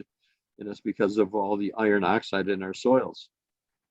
But that iron oxide is not plant available. So you can have plants growing on soil and become iron deficient, like you see in this picture. And in the bottom picture, not only is the turf yellow, but also the trees are getting iron chlorosis. So this is a tree and turf problem. Also can be a vegetable garden. Strawberries get chlorosis. Corn, if you plant sweet corn and hope to protect it from raccoons, it'll get chlorotic. So why do we get iron chlorosis? Again, it's high pH is one of the main things. But also, if our soil is very hot or very cold or very dry or very wet or very compacted or very salty. In other words, a lot of soils in the Western US, the plants growing on those soils are much more likely to develop iron deficiency. Here's one way. Here's just more pictures of iron deficiency. This is on our campus here on CSU's campus. So for the most part, the turf is perfectly green. And by the way, it gets fertilized once a year, although they skipped a year again here. So they skipped this fall. They applied fertilizer last year, but not this year, and only once. And they fertilized at the end of August, usually about the time the kids are coming back to college. For some reason, they fertilized the lawns here, but it's only one application. But we still get iron chlorosis. So even though most of the grass is really nice looking, we get this iron yellowing. And here's how you tell that you have an iron deficiency problem. This holds true also for trees and vegetables and anything else in your landscape, is that the youngest leaves will show the yellowing first. So in this case, this is the youngest leaf on a bluegrass plant, and here's the next youngest, and then they go back and forth. And so these older leaves, the two older leaves, are still very green. So why didn't they turn yellow? Because there's still adequate iron in these leaves, whereas the newly formed leaves at the top of the plant, there's not enough iron in them, and they're the ones that turn yellow. So this is one clue for you. People will tell me, the more I fertilize, the more yellow the lawn looks. And so what are they doing? They're putting nitrogen on, which is making the grass grow faster. It's making lots of yellow and light green leaves, so the lawn will look worse if you fertilize it too much with the nitrogen fertilizer. So how do you cure iron deficiency, iron chlorosis? You can buy all kinds of fertilizers, and a lot of the ones you buy aren't going to work here, to be quite honest. Iron oxide, which is what our soils are filled with, obviously that would be a bad choice. Now, in a place like New York, where they have acidic soil pHs, iron oxide can work, and you can put iron fertilizer on. There's a granular product in New York, and it'll work just great. You put this iron oxide on,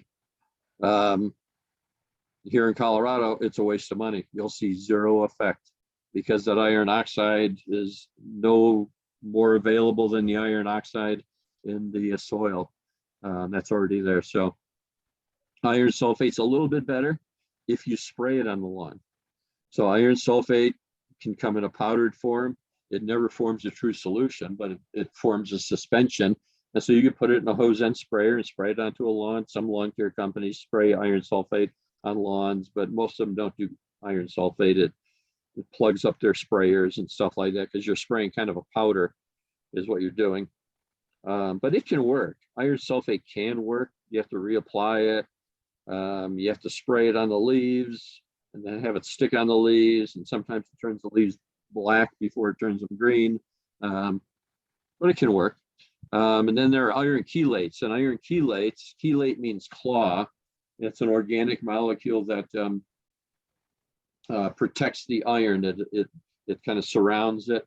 It protects it from becoming immobilized in the soil and becoming part of that iron oxide. And that way the roots can take it up. So if you apply, you can apply granular iron chelate fertilizers, or you can spray iron chelates onto the turf. If it's the right chelate, and the best one, by right, I mean iron EDDHA. So you have to read the label. All of these are iron EDDHA products, these three. That will work if it gets down into the soil, but it'll also work if you spray it on the leaves. EDTA, which is, if you read labels, if you're a label geek like me, Miracle Grow. Miracle Grow, all the micronutrients in Miracle Grow are complexed or chelated with EDTA.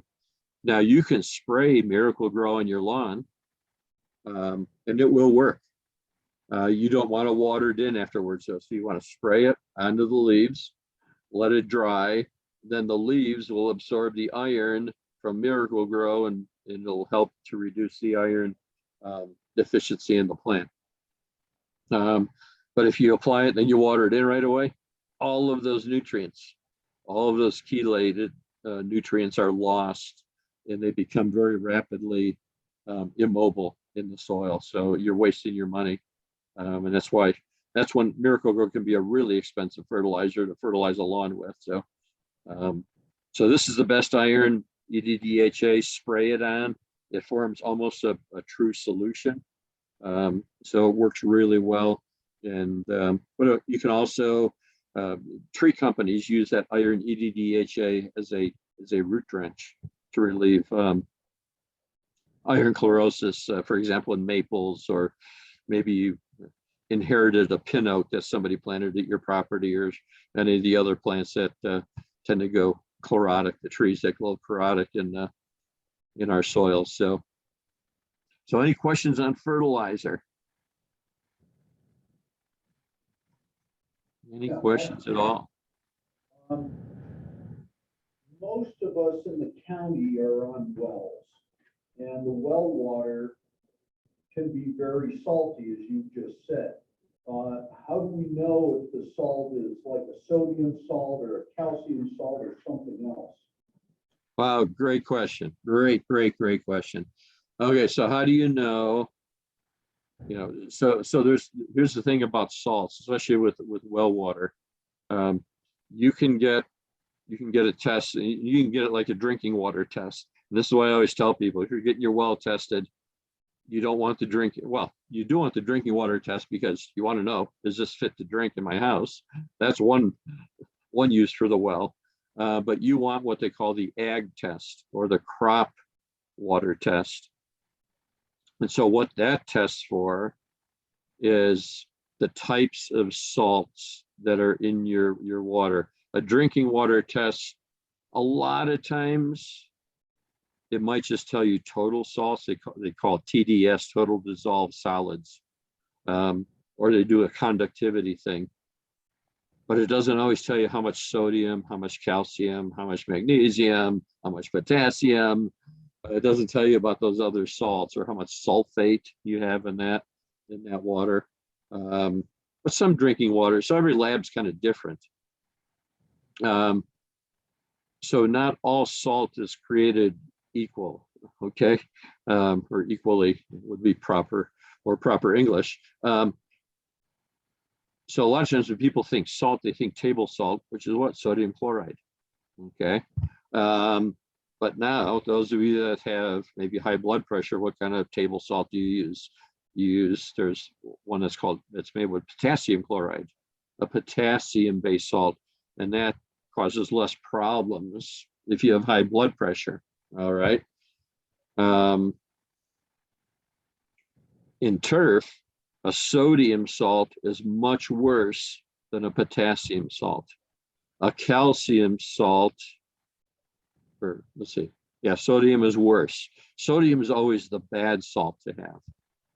Calcium salts, all water is going to have some calcium salts in it. That's what gives you the deposits on your sink, on your clothes, the ring around the toilet, the spots on your windows or on your car if the sprinkler hits it. That's calcium salt precipitating out. And a lot of times in our wells in this part of the world, it's gypsum, it's calcium sulfate. It could be lime, which is calcium carbonate, but a lot of times it's gypsum, which is calcium sulfate. Now, some water tests will tell you that, but an irrigation water test will tell you how much calcium, how much magnesium, how much sodium. It will calculate something called a sodium absorption ratio. And here's the thing is, if you have a lot of sodium in your well water, it is a bad thing for your landscape eventually. Short term, it may not be bad, but you irrigate a landscape with high sodium water, for maybe 2 years, it will all of a sudden start dying. Especially pines, super sensitive. Any of the needles, the pines, spruces are a little more tolerant until they finally bite the dust. But then some plants can tolerate salts, like hackberry is pretty darn tolerant to salts. Maples are really sensitive. Oaks are fairly sensitive. So it's a pretty short tree list. Junipers are pretty tolerant though. So what doesn't a juniper tolerate, right? Except voles, they like them. Yeah, so you want to get the right test done. But here's something I would also tell you why really you want to do both tests, especially if it's a new well, you know nothing about that well. Well, number one, to use it in your house, you're going to have to get the health inspection of that well.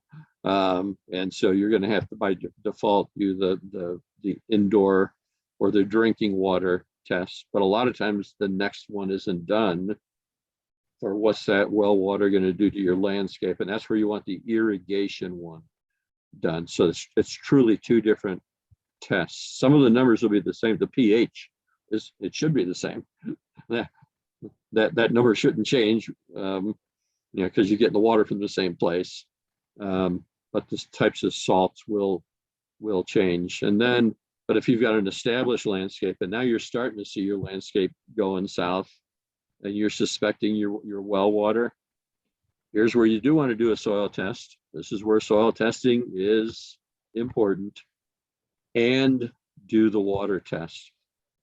And that's where I want to see both of those test results together, because almost always what you see in the soil is being, and this makes sense, is being influenced by the water you're applying. You're putting salts on with that water, and when the water gets used by the plant or it evaporates or it's transpired, guess what left behind? All the salt, all the calcium, the sodium, the potassium, the magnesium, the sulfates, the chlorides. They don't like magically fly away. They get left in the soil. And so if you have, and this is why salty water eventually ends up killing landscapes, if you don't know how to handle it, is the salt just keeps accumulating. Unless you over irrigate a lot, or at least occasionally, and you leach the salts through the soil. You got to put lots and lots of water on, essentially over irrigate everything in your landscape, or occasionally switch your water quality if you have the option to go from well water to domestic and use the cleaner drinking water, if you will. You can kind of alternate. But once the salt accumulates, there's really nothing you can do, or hope for a really wet spring. And sometimes that will leach salts through. If we get a really wet spring, or you get some really good, late summer monsoon flow rains, that can leach salts through. But there's no bug, there's no,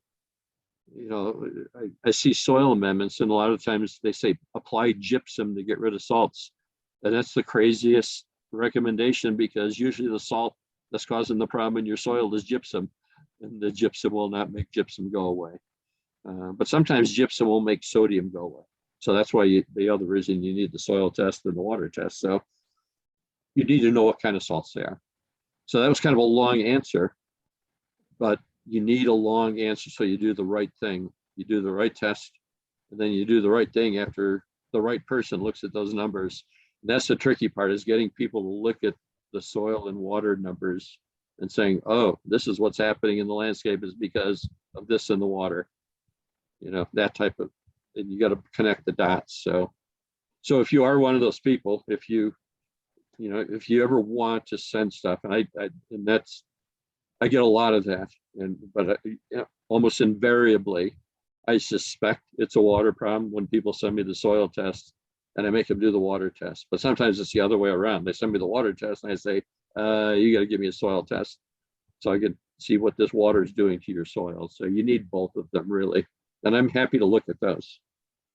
If you have both of those tests and you suspect you've got a salt problem, but that's really how it works. Yeah. Any other let's see, I don't want to do this one.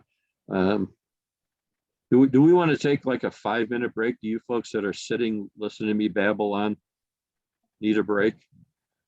The other way we can handle it is, because I can't see you and it won't bother me anyway, because my students do it all the time. They walk in and out of the classroom, and I'm so used to it, it doesn't bother me, is that you can kind of take your breaks as needed. What do you think, Catherine? What should we do? So let's take a quick 5-minute break. Okay, let's come back at 8 o'clock. We'll take a 7-minute break. Okay, 8 o'clock. 8 o'clock, I'll start talking again, whether you're there or not. Yeah. That's fine, that works for us. Okay. Yeah. So one of my master gardeners had a soil test done it for her lawn. Yeah. This test came back from CSU soil lab, like 33% nitrogen. It's huge. 33 parts per million. Yeah, well, yeah.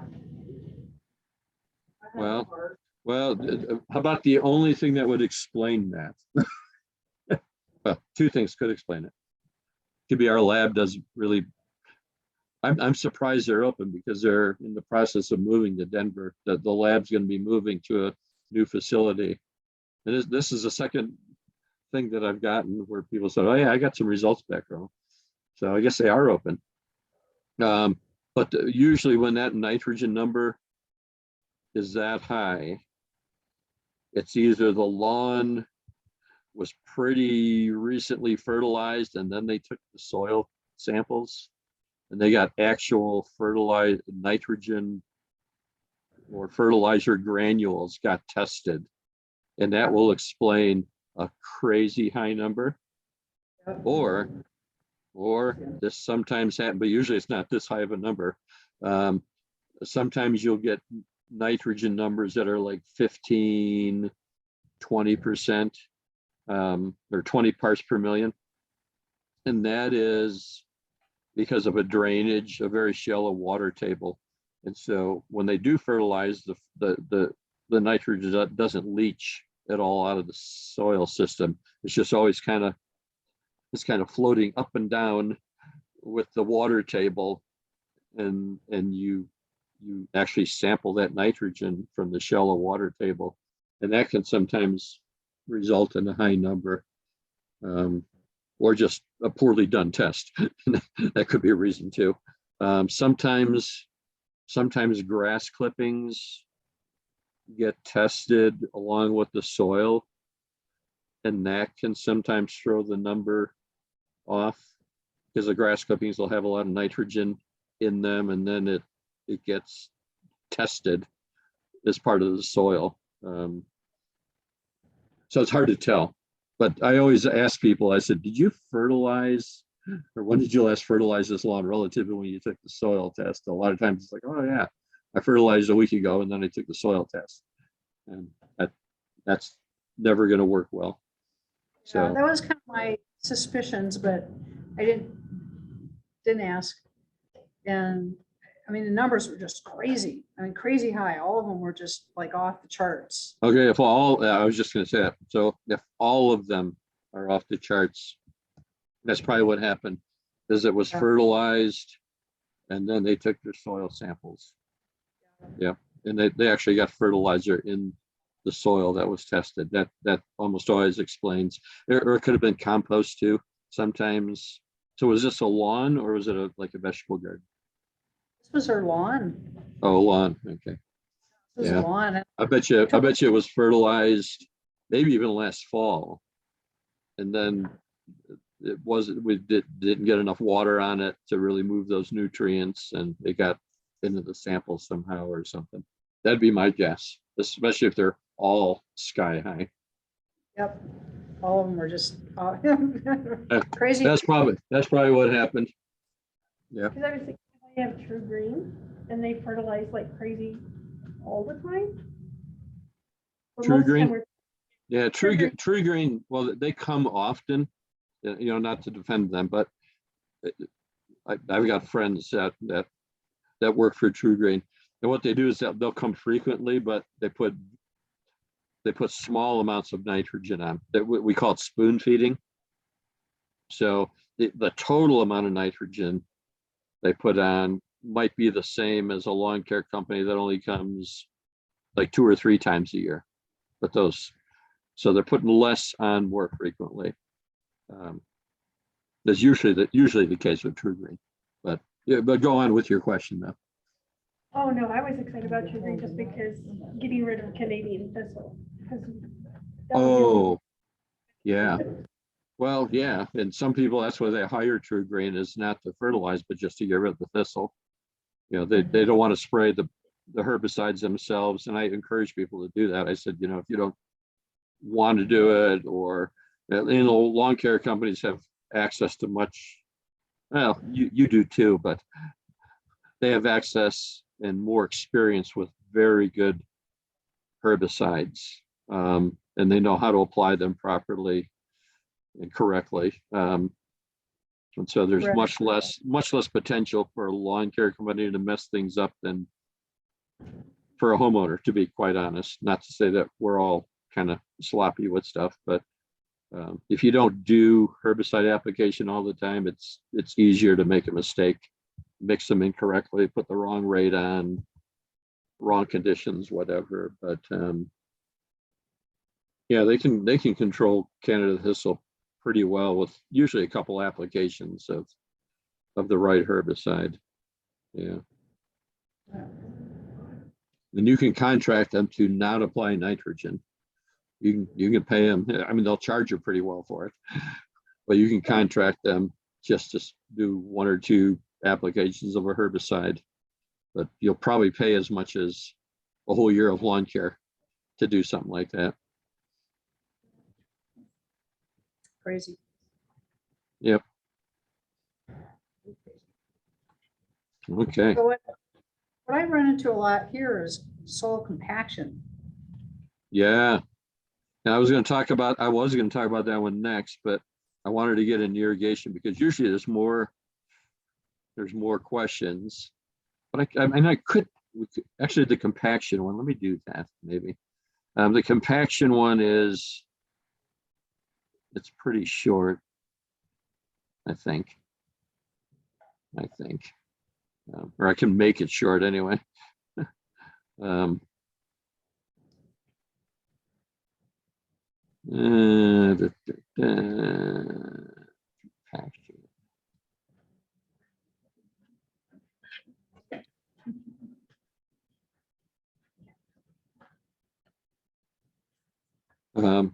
So I like to talk about compaction and thatch at the same time, because the treatment or the cure, the management is pretty much the same. Okay. In fact, here's a combination of both. Here's a compacted or a couple compacted soils. So clay, you can just look at these soils, you can tell they're compacted. And then there's thatch growing on top of them. And so why is the thatch growing up there? Thatch is mostly roots. If you really pull thatch apart, at least for bluegrass, which is the most common grass that we're dealing with, but also creeping bentgrass will do the same thing. The thatch is mostly roots. And why are the roots growing up on top of the soil? It's because they don't want to grow into the soil. It's too hard. It's too compacted. There's no oxygen. Maybe it's too wet. It's just the physical strength, if you will, required to grow into that soil. The roots just like give up and they grow on top of the soil. But a lot of times, really a lot of times, that's because this is where the oxygen is. The oxygen is up here, and you don't get as much oxygen into the soil unless you go, what's happening here? This is aerification. That's an aerification hole. And so when you poke the holes in the lawn, you get oxygen down into that lawn, and the roots grow, say, oh, okay, it's easier to grow down in that hole. There's oxygen down in that hole, so I'll grow deeper. But not given the chance, they're going to grow up on the surface. Okay. And that's why the management is often the same. How you manage thatch is related to how you manage the soil. Okay. Another little thing, and I don't know if you can see it on your screen there. See the white stuff here? That's salt in the soil. So this soil is compacted and it's salty, and that salt is all calcium sulfate. That's all gypsum that's precipitated in that soil because it can't be leached. The water won't move through the soil fast enough to leach, dissolve the salts and leach them. And so that's why we sometimes end up with salty soil too. So there's lots of things happening in this picture just alone. But the cure is aeration, which gets oxygen in the soil, relieves compaction, it encourages leaching. So yeah, aeration can be one of the cures for salty soil, actually, because it encourages leaching. So when you look at an ideal soil, we'll cruise through this. Here's the ideal soil, which we never have, by the way. You could start out with this in your front yard or your vegetable garden, but as soon as you start walking on it and irrigating it and all that stuff, ideal soil goes away. It's rarely do we have an ideal soil, especially in the turf situation. As soon as you put traffic on, what happens? The pore space gets squished. You can't compact water, so what happens? What happens? You squish the air out of the soil. The soil becomes more solid, more compacted. It still holds the same amount of water quite often, sometimes more. Maybe it's even more water. And then this is why either a poorly drained soil or a compacted soil, this is why the roots don't want to grow into that soil. It's not always just the compaction, it's the decreased amount of air into that soil. And that's the same for trees. This is why we get so many surface tree roots in home landscapes. You probably notice those, don't you? All those tree roots growing in the soil. Now, some trees are naturally shallow rooted, but the soils that we plant those trees in, it does not help. That oftentimes they're compacted and they're overwatered, and tree roots are the same thing as the turf roots. They're going to grow where the oxygen is, and that usually means on top of your lawn, which is a pain then, but that's why it happens. So what are symptoms of soil compaction? Again, the grass doesn't grow. Look at these salts. The salts don't leach. They stay at the surface. If you can't move the water through the soil, the salts don't move through the soil. So they all just accumulate right at the surface, and they either kill the grass or they thin it out. So salts problems are just, what am I trying to say? They're complicated or compounded by the lack of drainage caused by the increased compaction. You can see the cleat marks. This is a soccer field. Look at the cleat marks. So the foot traffic compacts the soil. The grass just gives up growing there.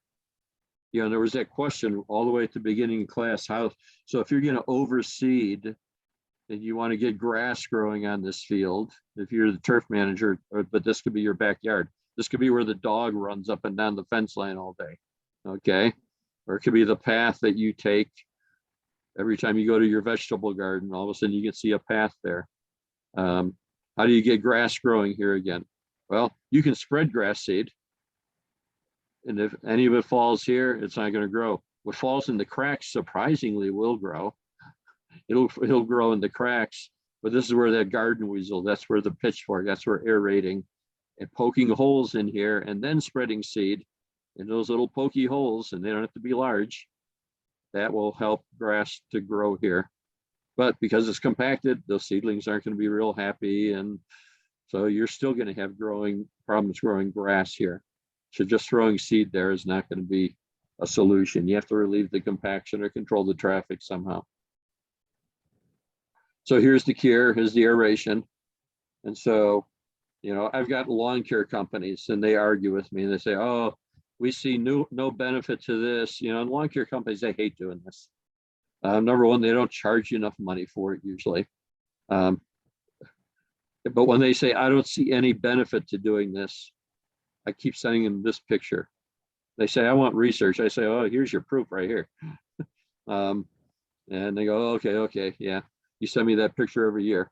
So it does happen. It's just that we don't see it happening. We don't see these holes filling up with roots because most of us don't take soil cores out of a lawn like I do, okay? So you do get that benefit. It does help to relieve compaction. It gets air into the soil. You know, air gas exchange. That's a good place if you're going to seed. I mean, for the seed that falls in the holes will grow. If you got enough holes close enough together, you can get a lot of new grass coming up in a lawn after aeration. So how often should you do it? You know, once a year at least. Twice a year is better. You know, go over the lawn 2 or 3 times. You want the holes 2 to 3 inches apart. You want the holes 2 to 3 inches deep. So, I mean, just think 2. Twice a year is great. 2 inches apart is great. 2 inches deep is great.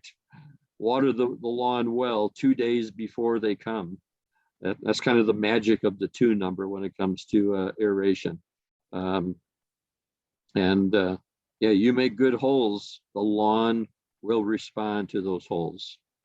You know, if you don't really like the plugs, yeah, you can sweep them up, but really leaving the plugs on the lawn can help with modifying thatch. So again, take lots of holes. You know, and each one of these, there's a little bit of thatch there. Yeah, a little bit of thatch in each one. That's a little tiny bit of thatch control, but really where the thatch control comes is pulling the soil out, redistributing it on the surface, breaking those cores up. And as bad as you think the soil is, when that soil works its way back down on top of this thatch, it helps to kind of compost the thatch. You kind of start doing composting in place on the lawn, okay? So you want to leave the plugs if you have thatch. If you don't have thatch, then you can take the plugs up, okay? Overseed the lawn anytime you make holes. So look at this. This seed growing out of the hole, and these are seedlings. Those seedlings are the same age as these around the hole on the outside, right here. You can barely see these little tiny things. That shows what a nice place that hole is to grow if you're a grass seed and a grass seedling plant. And think about this, if this is your backyard and you're overseeding, which of these is going to survive the best when your dog stomps on it or your grandkids or your kids go running around where you overseeded? Well, these probably have little chance of surviving. They might. Grass seedlings are remarkably tough, but look at these. they're down in that hole. The roots and the crown are protected being down in that hole. You can stomp on these. And so this is why this is a favorite technique of NFL and Major League Baseball turf managers, is they aerify, especially on football fields. And they don't even aerify. What they do is before the game, they seed in between the hash marks where all the foot traffic's going to be. And down on the goal line, they put seed out, and then the players, they stomp the seed into the ground, and that helps the seed to grow. They're creating seed soil contact. The seedlings that just fall on the surface and don't get stomped into the ground. So again, it's kind of like what's happening with right here. If there was a seed where those cleat marks are, pushing that seed into the soil would help it grow better than the seed just a half an inch away from the cleat marks. It's probably not going to grow. And what's going to grow best is the seed that falls inside the cracks. Okay, so the players will actually help with the seeding, which, you know, that's some consolation if your football team is terrible like the Broncos were this year. So at least they're doing something beneficial to the field. Okay. Those were some wild football games this weekend, weren't they? And if you're a football fan, those were 4 of the craziest endings ever. Anyway, let's see. These things don't work. Lawn aerator sandals don't work for thatch. Now, these could work if you want to overseed. Yeah, go stomp around in your bare spots with these and then put seed down afterwards. But these don't relieve compaction. They don't really work on thatch. They might look cool. They look dangerous to me. But this can work if you just got little spots to aerify. Yeah, that'll work. That is labor intensive. And I once had somebody say, "Can I do my whole lawn that way?" It's like, yeah, you could. You know, call me back next year when you finish. But yeah, that's a slow way to aerify your lawn. We just talked about gypsum. So gypsum is sold and marketed. They call it nature's aerator. This is like false advertising. This is deceptive. This is dishonest. This is wrong. It's just, you know, when they call it soil repair, the only time this could work, and this is why you do the soil and water test, is if you have really high sodium levels in your irrigation water or soil. If you have lots of sodium, then using gypsum, I would recommend it. I would tell you how much to use, how often to apply it. The gypsum will make the sodium move out of your soil. And so, but that's the only time gypsum works, the only time. Okay. So don't fall for that.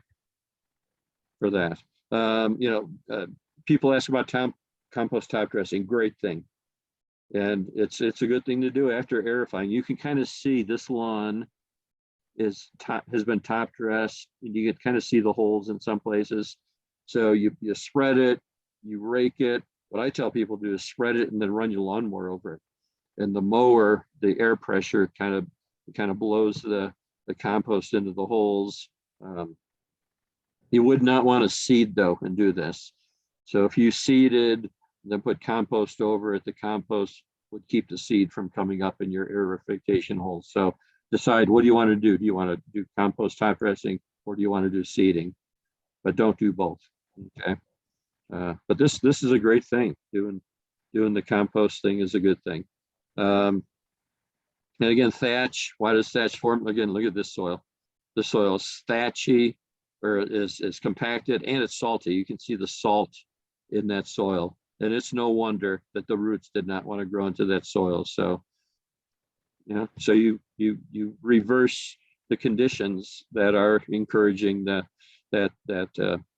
thatch formation. Now, if you have lumpy lawns, some of you out there may have really bumpy lawns, and you notice that when you're mowing your lawn, when you walk on it, you can feel all these lumps and bumps. Sometimes you may even see the castings. I don't have pictures here now. So the night crawlers will eat thatch. And usually if you have a lumpy lawn, you don't have a thatchy lawn. And also you don't have a compacted lawn usually. So these are nature's compaction relievers, nature's thatch managers, but the downside is they can make a lawn really, really bumpy and lumpy. So you got to, be optimistic and say, well, they're doing great things. And another thing about these are an invasive species. A lot of people don't realize this, but 99, probably 0.9% of the earthworms you find in your landscape have come from other parts of the world. They're not natives. All of our native earthworms have been obliterated and probably extincted by night crawlers that came out of Europe and other parts of the world. So, and then, so if you don't have night crawlers, you can power rake, you can aerify, you can top dress, but don't top dress. That doesn't work. Biological dethatchers don't work. Miracle products don't work. So this is what works. You can power rake and remove the thatch, rake it all up, put it on the curb for somebody to take, it's like they're going to charge you a lot of money these days. This was like 20 years ago. My turf club did this. The guy called and said, hey, my trash company said they're only going to take 3 bags a week, and I've got 82 bags of thatch in my driveway. What do I do? And I said, well, you get rid of them 3 bags a week, and in about 27 weeks, you'll be done. So he didn't like that answer. But the other thinking is, why put all that organic matter in a landfill? And here's the problem with that stuff is, don't put this in your vegetable garden, because there's a lot of living bluegrass plants in that stuff. So you'll have grass growing in your vegetable garden. Certainly you could compost it. That would be, but probably the preferred method is to do the aeration and do it in place. Compost that organic matter in place. So that means leaving the soil. After those cores come up, leave the soil, let it breaks apart with irrigation. You can go over it with one of those power rakes. That's a good way to break those plugs up. Run your lawnmower over it with an old lawnmower blade. So keep an old blade, switch out your good blade, put the old one on, run over these plugs, then put the good blade back on. And that's a good way to break it up. And then what happens is you change from that thatch to this kind of thatch. You change to, we call it modified thatch. It's an organic soil. It's a very organic soil. And this way you're not removing the organic matter, you're just modifying the organic matter. And then that becomes a really good growing medium for the grass. So, but again, night crawlers will control it. But then this is what causes the lumps, by the way, is all the castings. Night crawlers use the same burrow over and over. A night crawler can live to be 2 or 3 years old. So they use the same openings. They're like prairie dogs, essentially. So they build the mounds and multiple exits. And this is also how they feed. So they go up at night, they forage around their hole. And here's a picture of one pulling a bit of a leaf. They pull food down into their holes. In fact, they'll pull seeds down. In fact, you can see a seed germinating down in here. They pull all kinds of stuff: weed seeds, organic matter, tree leaves, pine needles. They can't get pine needles, and so this is always kind of a fun thing. If you find a landscape with a lot of night crawlers in it, and it's got pine trees, they'll try pulling pine needles into these holes, and they're like pickup sticks. You can find them where they try to pull them into their holes, and then you'll find the castings outside the holes, and this is what makes the lawns lumpy. So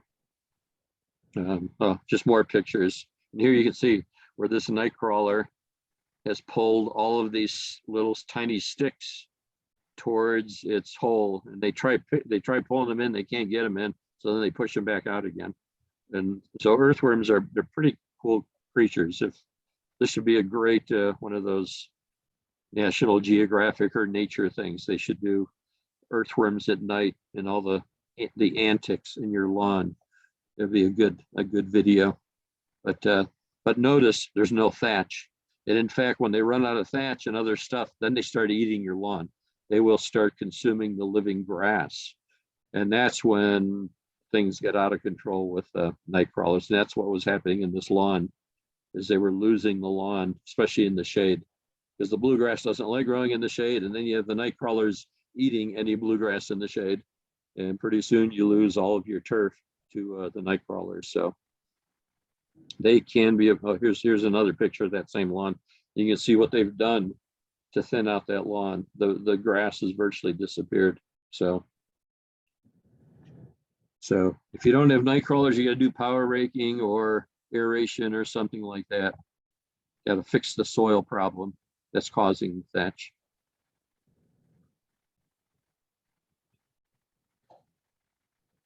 Okay, did that switch okay? Can you see irrigation now?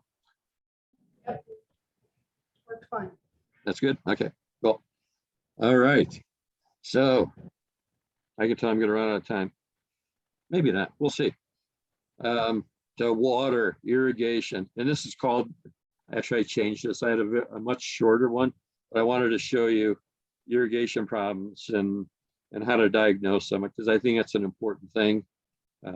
I think a lot of times lawn problems are misdiagnosed as like a disease or this or that, when really it's irrigation.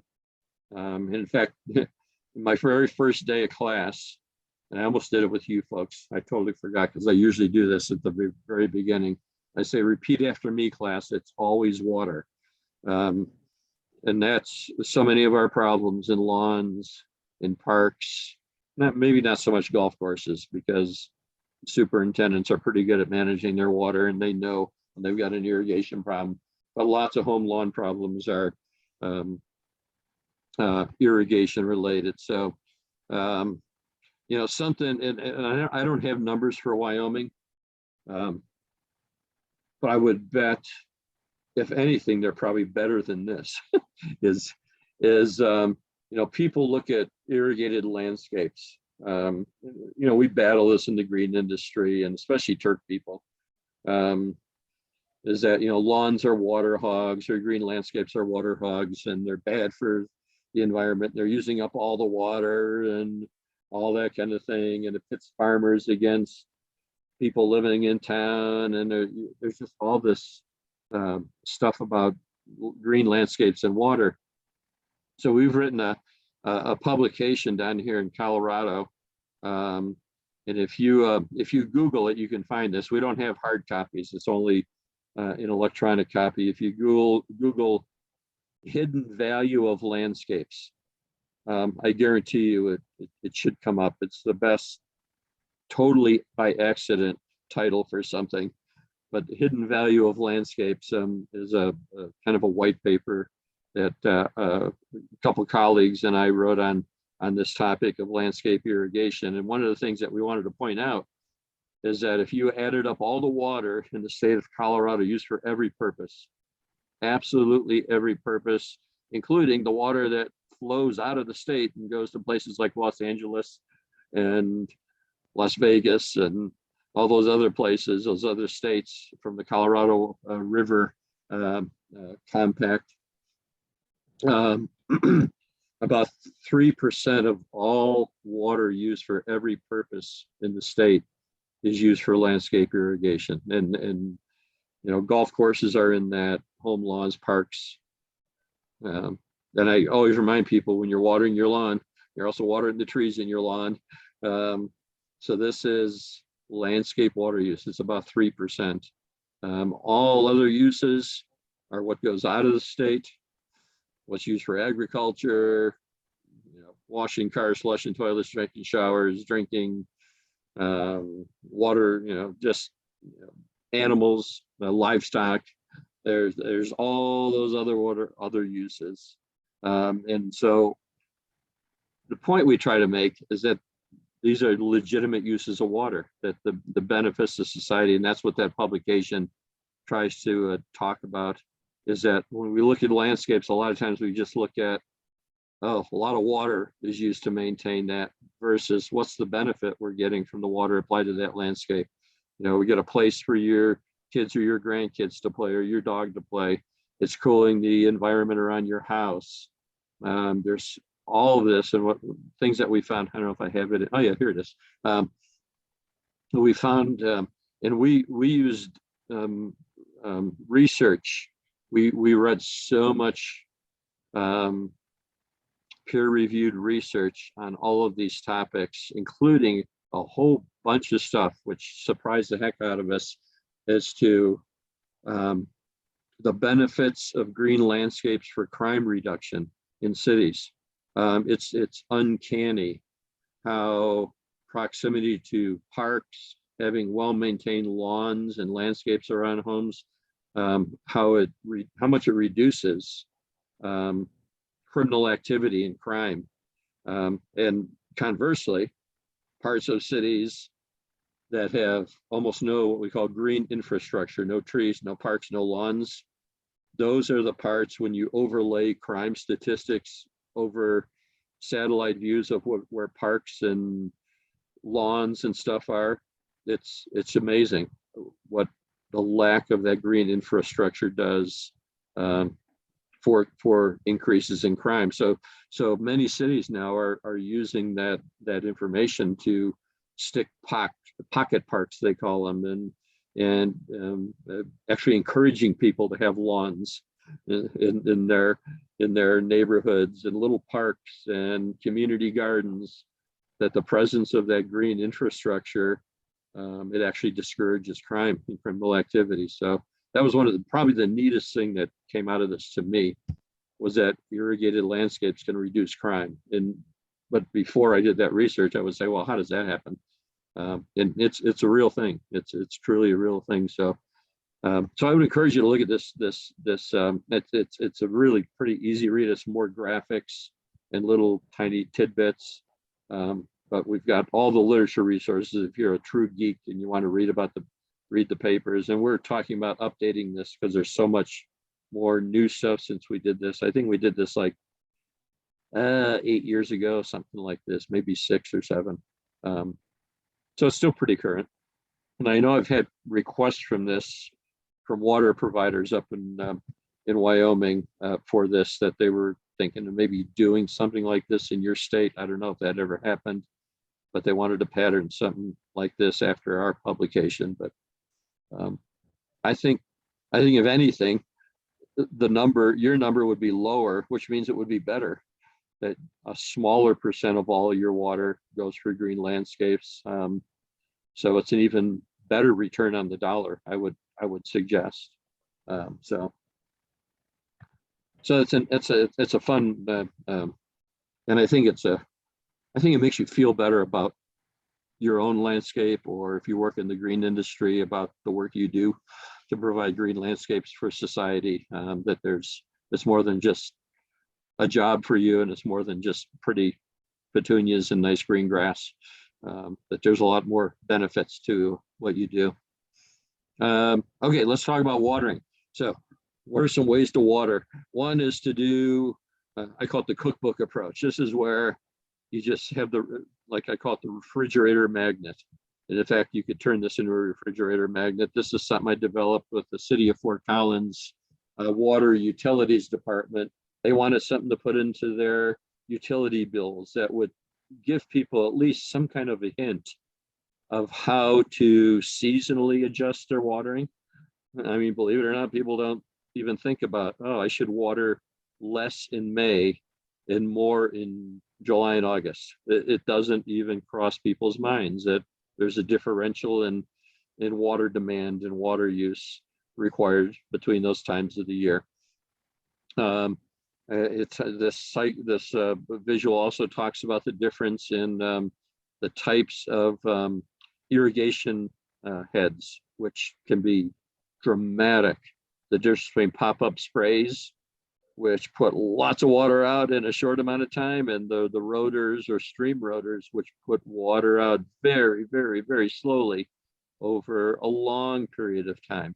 You have to program those type of irrigations totally differently.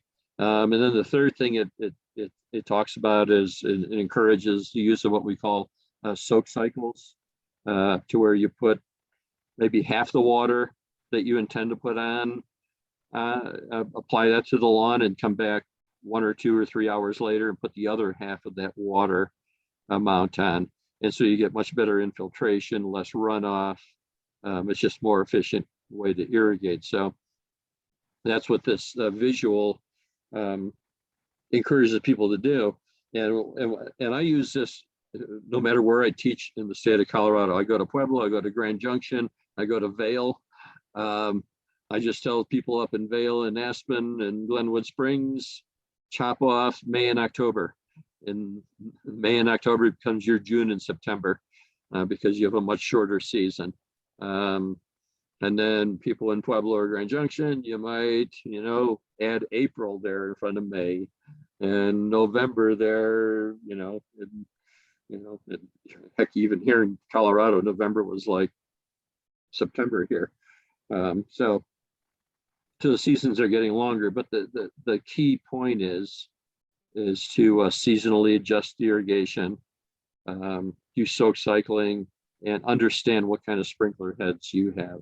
So feel free to use this visual, and I can send this also to you, Catherine, but I think you can even get this off the Fort Collins website. And I intentionally made this without Fort Collins on this or Colorado or anything, because this really, this would work for you in Wyoming. This works like in the Panhandle in Nebraska. I go there and teach. Works in Utah, New Mexico, where I teach. So I've deliberately left the state stuff off of there. Let's skip this. This is too complicated. Here's one thing. This just might explain some terminology, though, that you sometimes hear. You hear something called ET. ET stands for, besides the movie, evapotranspiration. And it's a combination of those two terms. So evapo, which is the evaporation, that's water, just like it would evaporate off a sidewalk, or sweat would evaporate off of your skin. That's evaporation. Whereas transpiration is water that moves through a plant into the atmosphere. So it moves from the roots through the stems, through the leaves, out through the stomata. And so plant water use kind of encompasses the combination of evaporation and transpiration. Evaporation usually occurs from the soil surface. Transpiration goes through the plant. So now in a very well-maintained lawn, there's almost no evaporation. Almost everything is transpiration. It's all water being lost to the air through the plants. In a crop, like a cornfield or a wheat field, you could probably say, depending on the time of year and the age of the plant, maybe more than half of it's evaporation and the other half is transpiration, until you get the plants covering that soil surface. So that's where evapotranspiration comes from. What makes plants use water? Those four things: temperature, solar radiation, humidity, and wind. Those four factors universally are what make plants use water. Doesn't matter if it's an oak tree, a tomato plant, or a bluegrass lawn. The warmer it is, the sunnier it is, the windier it is, and the lower the humidity, the more water any plant soil system uses. And when it's cool, when it's cloudy, when it's calm, and when it's humid, you use less water. Okay. Now that's the basis for, if you've ever heard smart irrigation controllers. Smart irrigation controllers, depending on how smart they are, they will get climatic information, hopefully local, and they will adjust irrigation based on what's happening with sun and wind and humidity and temperature. And they will also factor in how much it's rained. So then they will subtract rain from how much water they apply. So that's really how a smart controller works, which we might get to here. Here's the other variable is plants. Certain grasses need more water and others need less water. So that irrigation graphic, the thing I gave you with the time of the month and soak cycles, that's really designed really for this end of the spectrum. That's designed for bluegrass, tall fescue, perennial ryegrass for this end, because you can have a perfectly healthy buffalo grass lawn, watering it really once a month.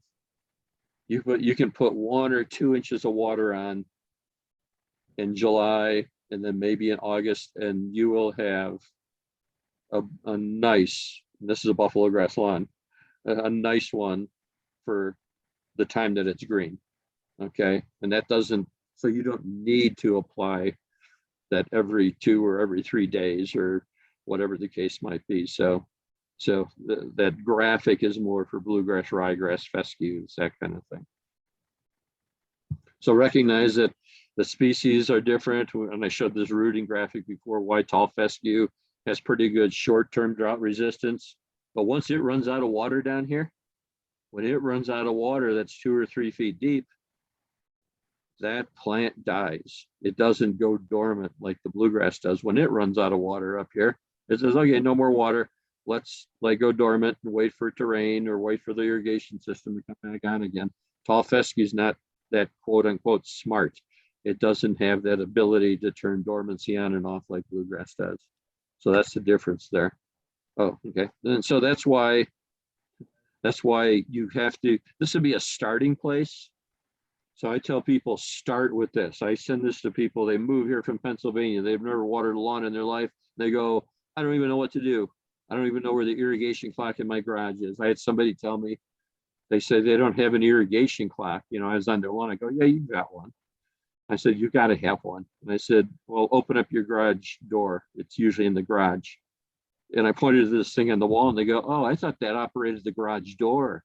They thought the irrigation controller was the garage door opener. So, you know, I mean, people, you can't blame them. They've never had an irrigation controller in their lives. So I right then I showed them how to adjust it and how to seasonally adjust it. And they were very smart people. They felt kind of silly, but that's what you got to do with folks, is they don't move here knowing this stuff. And a lot of people that have lived here forever don't know this stuff, because water was free and cheap it's still cheap in a lot of places. Although down, man, Front Range, many municipalities have doubled their water rates this year. So we're going to get lots more calls on people that are starting to feel like, oh gosh, maybe I'm watering a little too much, and usually they are. Cody, can I ask you a question? Sure. On that chart? Yeah. It's 2 cycles of 6 minutes a day. No, Like from- well, it would be, that might be 1 time a week in October. Yeah, but a day. Yeah. So I would do it in the morning and the evening, something like that, twice. a Well, week. you know, it kind of depends on how your irrigation clock, how old it is. Some people have to do 1 cycle before midnight and 1 after midnight, because it won't let you run 2 in the same 24-hour period. You see what I mean? Yeah. But some of them, most of them, you can do like 8 minutes at 8 o'clock and then come back at 10 o'clock and do another 8 minutes within the same, 24-hour or 12-hour period or 24-hour period, however your clock. But some of them you have to go over. You have to span midnight because they won't let you do two cycles in the same 24-hour period. So, but yeah, the idea is to separate it not by like a day, but more like a few hours, if you can do that.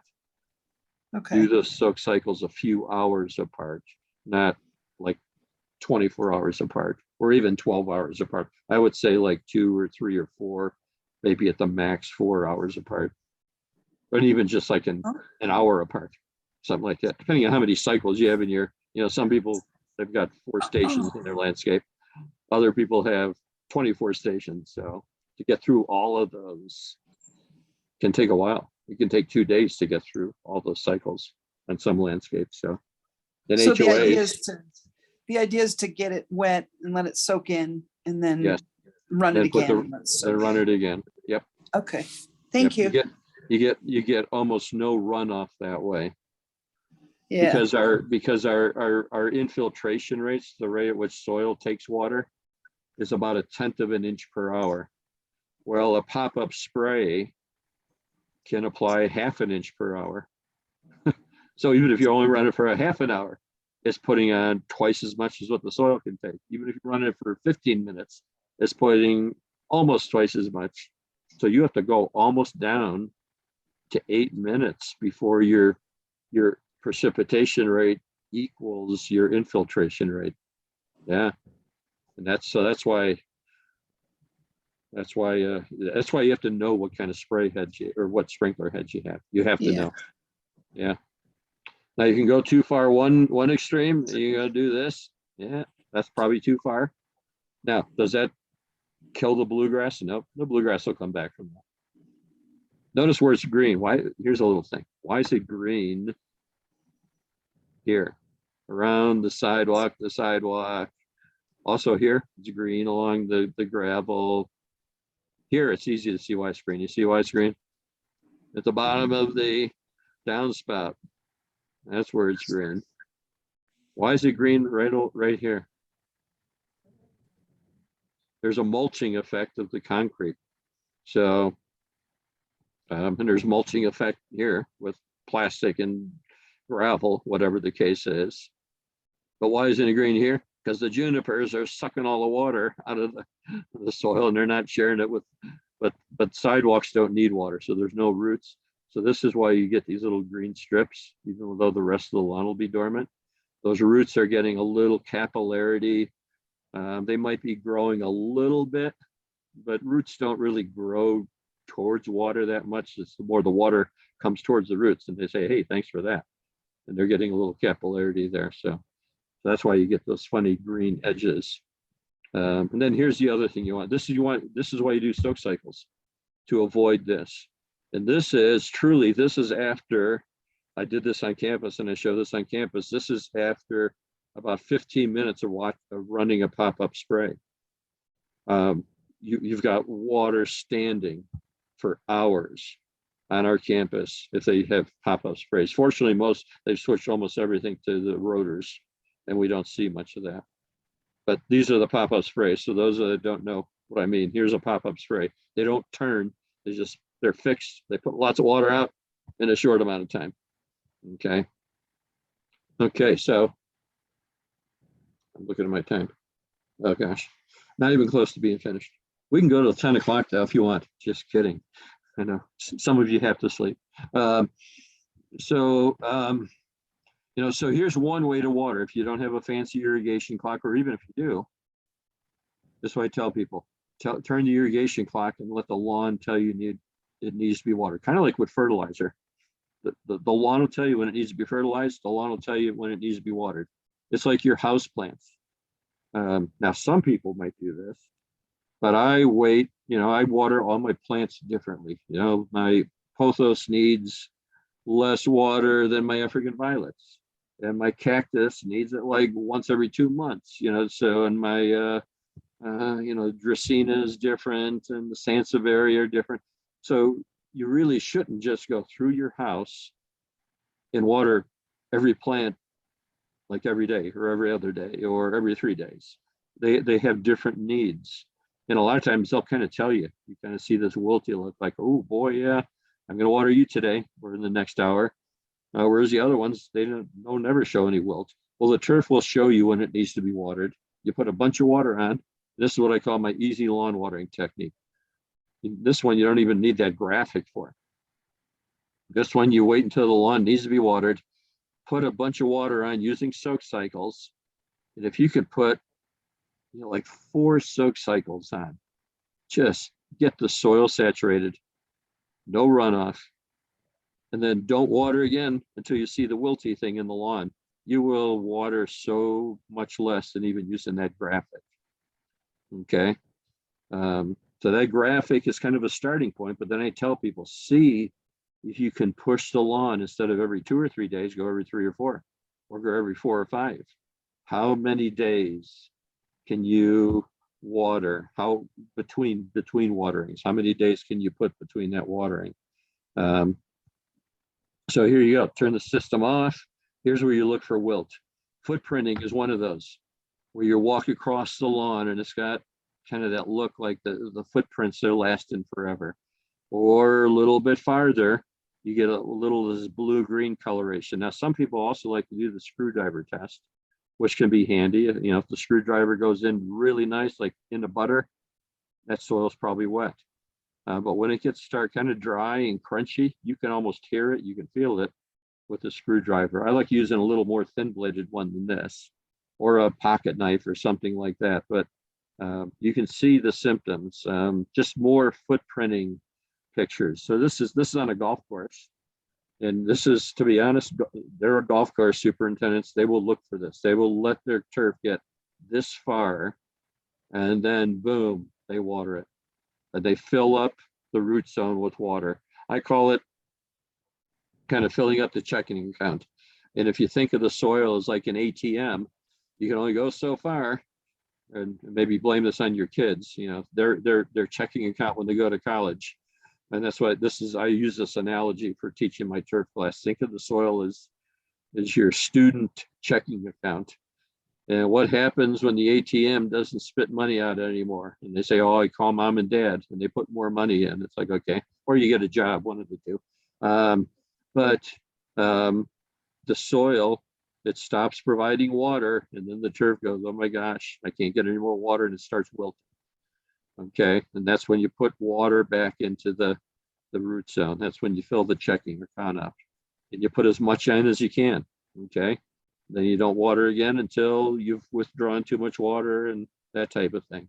So that's the easy watering technique. You just keep going through those cycles. You do it without getting runoff. So this is why soak cycles are so important. Otherwise, these pop-up sprays here, they're putting water on so fast. So you can kind of see there's a slope here to boot. So lots of water going on. It hits the slope, and what does water do? It follows gravity, and it goes right back down the hill. So you're putting on water too fast for gravity and infiltration. And what's the result? It runs off into the street. And that doesn't look good. That's bad. And again, then don't water again until you see the footprints. So you kind of start and finish with the footprint thing. And in between, you're putting on as much water on as you can, as infrequently as you can, without getting runoff. So that's one way to do it. Water at night if you can, 9 at night till 9 in the morning. That's what's healthiest. This does not cause more disease. A lot of times it's maybe less windy. Not always, especially in March around here, or at least where you guys live and where I live. You can hear everything rattling at 1 or 2 in the morning. But during the summer, a lot of times it is calmer at night than it is during the day. So you get better water distribution. One of the downsides of night watering, though, here's a great picture.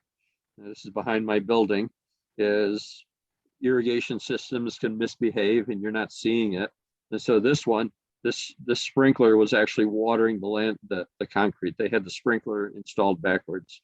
So instead of watering the turf, it is watering the concrete. So that's why you want to turn your sprinklers on every once in a while, just to see that you don't have something crazy happening. How do you know if you're watering too much? Squishy turf, wet pavement, high water bills, more weeds, you get more soil compaction, you got to fertilize more, you got to mow more often. There's just a lot of bad things that come with watering. Necrotic ring spot, that disease we told you about, this is a root rot fungus. Makes sense that it's a watering problem. Here's the surface roots. So trees, they like the water. I mean, they are gonna, no doubt, they're gonna thrive with lawn irrigation. But if it's too much, and if that soil is compacted, you're gonna get surface roots. So now, will these roots ever go away once you start watering less frequently? Nope, that ain't gonna happen. And no, we don't want to cut them out either. But that's topic for another tree talk, or for another talk. This is how you know when you're watering too much, is when you have a mushroom outbreak in your lawn, or your maples are turning yellow, but it's June. You don't want fall color in June. So these are all kind of signs that you're overwatering that landscape as a whole. So on the other hand, not enough water, you got brown turf, you got green spots around the irrigation heads, might have certain pest problems, winter mite, so here's clover mite. So this is why we encourage maybe once or twice a winter. If you have a southwest exposure that gets really toasty and you haven't had snow cover and all that type of thing, put a sprinkler out, pull your hose and sprinkler and water that once or twice during that, December, January, if you're not getting snow. It'll keep those mites away.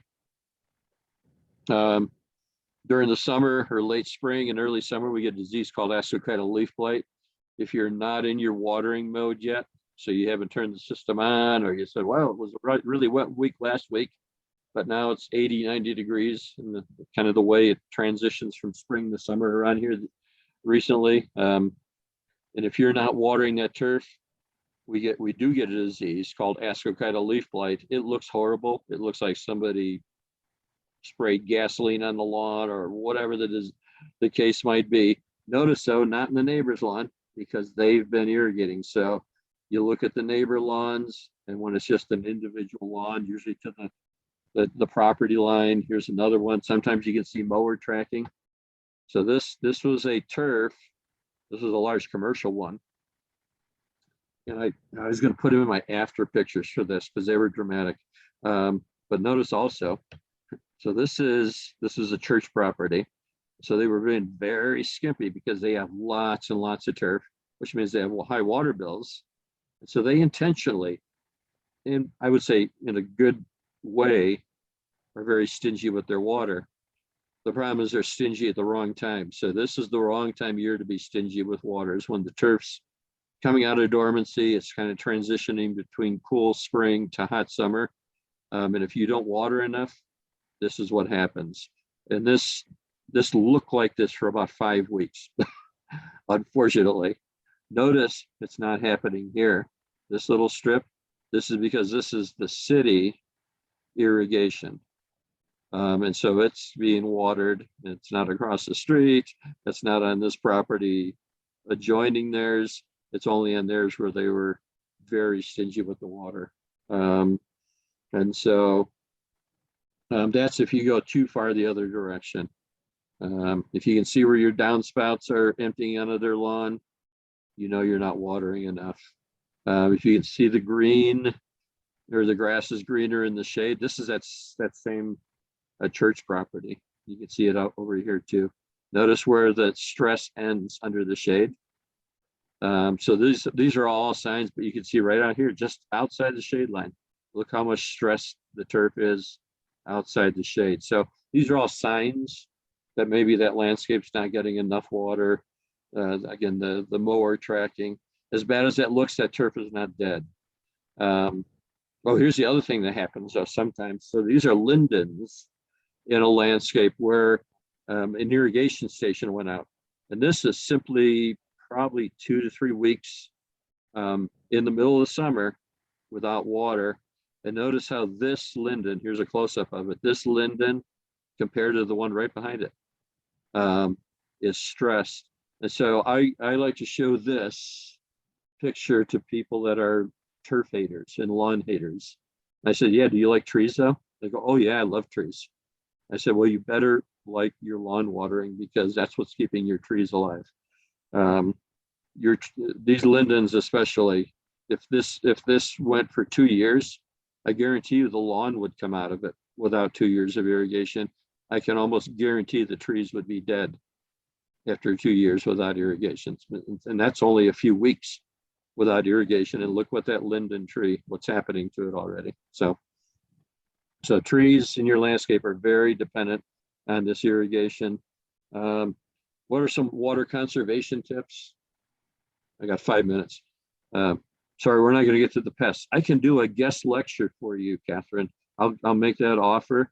If you want me to come back and do another hour, and we can do it in the middle of the day if that's more convenient for folks, or I'm perfectly fine teaching this time of night, honestly, because I'll be working for a couple hours afterwards doing my other job.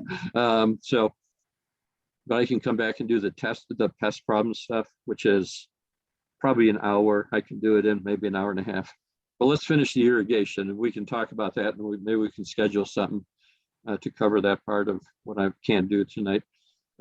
Here's some easy water conservation tips. This is one that people don't think about, and this is so easy.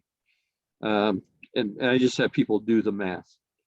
So if you're doing a 20-minute station runtime and change it to 19 minutes, you say, wow, that's only a minute, but that's a 5% reduction in the amount of water you're applying. And usually people can do that and not see anything negative happen to their landscape. So I do this with HOAs. And a lot of times they're doing, and this might be a run station for pop-up sprays, and they're doing sometimes 30-minute run times for pop-up sprays when they should probably be doing 15. But I tell them, change it to 20 minutes or change it to 25 minutes. And I say, that's a 10% reduction in the amount of water, because they all want me to come and say, oh, we want to change the turf to buffalo grass and we want to water less and our water bills are too high. And I start with the low hanging fruit and I say, what are your run times? Oh, okay.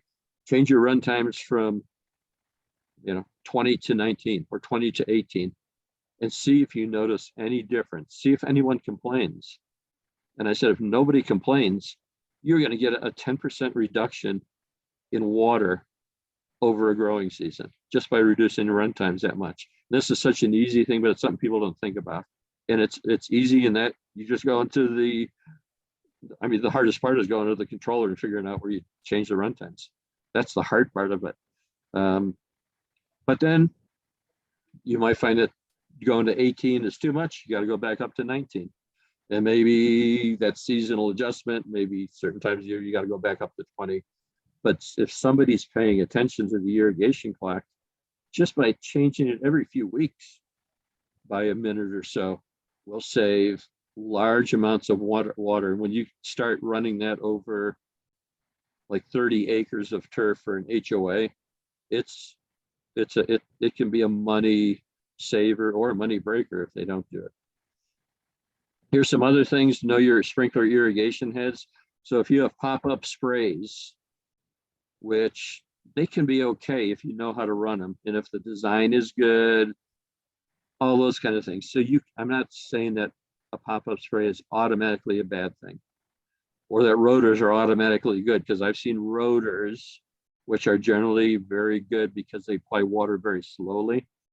But if you've got poor design, you've got poor overlap, a rotor isn't good either. So you need good irrigation design for what I'm going to tell you.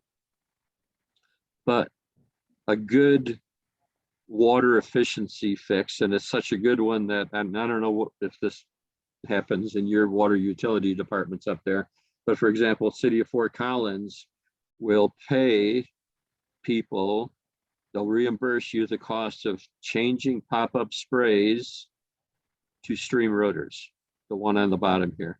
And the reason we talk about that switch is this is something you can do as a homeowner. You can just simply unscrew the nozzle. You got to pull up the head, the body. So there's no digging. You don't have to replace the whole thing. You just pull this up, you unscrew this, you get the appropriate one from your Lowe's, Home Depot, Ace, wherever you can find these, even online. And then you screw the other one in. So you take half circles out, replace it with a half circle stream rotor. These stream rotors can turn a pretty lousy pop-up spray system into a pretty good stream rotor system. The only other adjustment though is you have to like double or triple your runtime, because the stream rotors, these are those fingers of water. They look kind of cool, people like them, but these apply water very uniformly and very slowly, so you get almost no runoff, and you can reduce, a lot of times you can get rid of brown spots by putting these in. The thing is you have to replace all of them on a station. You got to take all of this pop-up sprays, just don't kind of replace one pop-up spray with these, because then you'll get a brown spot for sure, because these will not put enough water out in the same amount of time that a pop-up spray does. But that's another water conserving thing. They're not the cheapest things. They're about $9 a nozzle. But that's why that's why Fort Collins, I think Greeley does this. I think Loveland reimburses for these too. Just got to save the receipt and they give you a rebate for these. Here's the other thing. Make sure your irrigation heads are applying water uniformly. And believe it or not, these folks swore up and down, and they always do. People send me a picture. What disease do I have on my lawn? And it's like, oh, this is your irrigation system. And they say, no, you're crazy.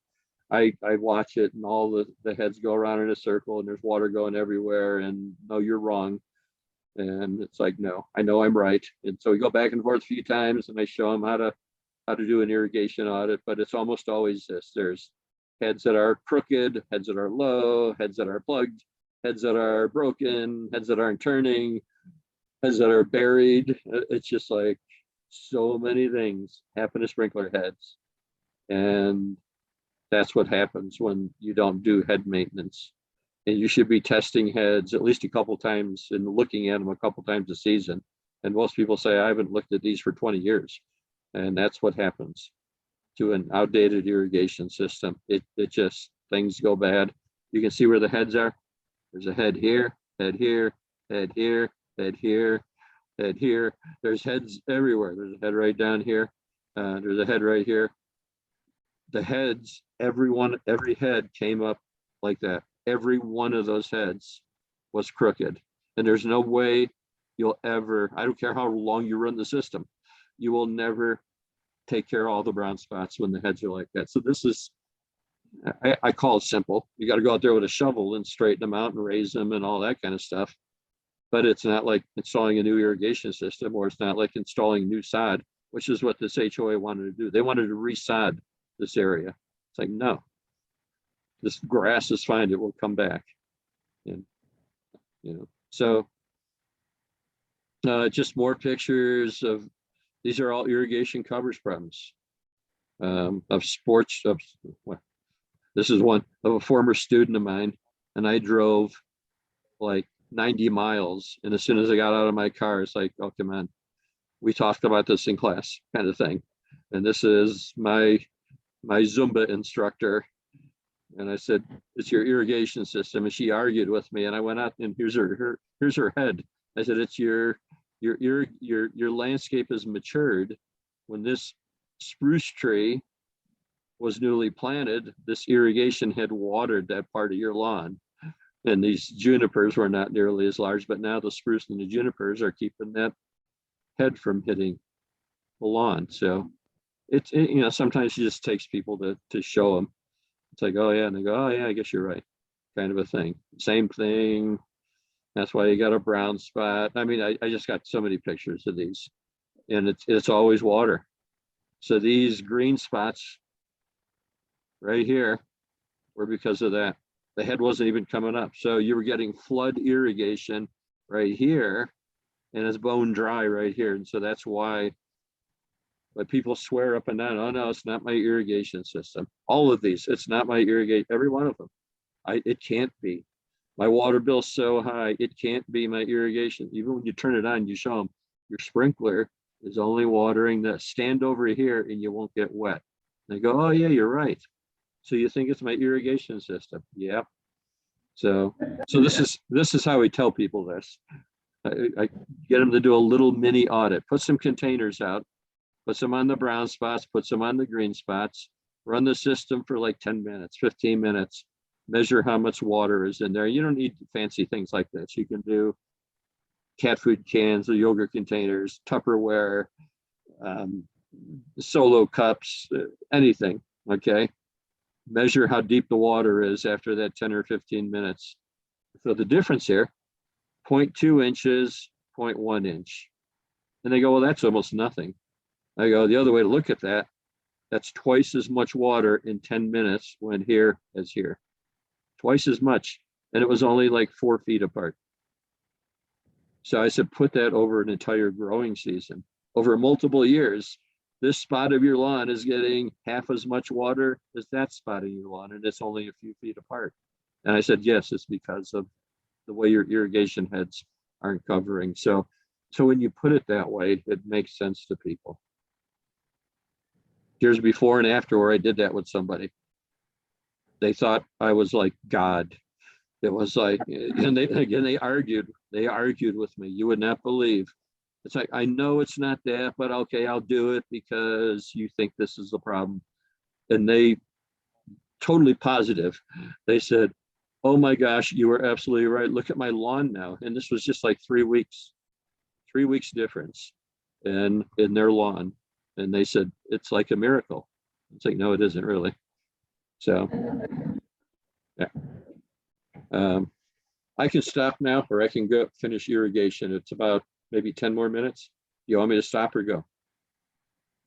What do you guys want? So, Okay, we're close to the end. I just want to show you cool technology. So here's other stuff. Here's other things you can do. You can go on Amazon today, or even sometimes to a Lowe's or Home Depot or an Ace Hardware, depending on how well supplied they are, or to their websites. And you can buy soil moisture sensors that will turn your system on and off. The Toro one is wireless. You don't even have to run wires. It does it by a radio frequency, and it works with any irrigation controller, unless it's like super old. So it doesn't even have to be a Toro. It can be a Rainbird, it can be a Hunter, it can be any of the controllers. But you attach this little thing, it talks to this thing out in your lawn, and it measures the soil moisture. And all you got to do is kind of find that sweet spot in your lawn where it's not too dry or not too wet, so that the system doesn't overwater or underwater. And you can use that to turn your system on and off. Pretty cool. And then you can get other ones. Hunter's got them, Rainbird's got them, to where you can put them to control specific stations, which is cool. So this one is controlling an individual valve in that part of your lawn. So you can water the front lawn differently than the back lawn. The Toro one, it just turns the system on and off. It doesn't discriminate between irrigation stations. So it's a little more limited. But yeah, the Toro one's called the Smarty. You just stomp it in the ground. Literally, you stomp it into the ground. There's no digging. And then you hook up the wiring, and there's a YouTube video to do it. They all have YouTubes on how to connect these up. Okay, some are more, you got to dig to put the Hunter one in.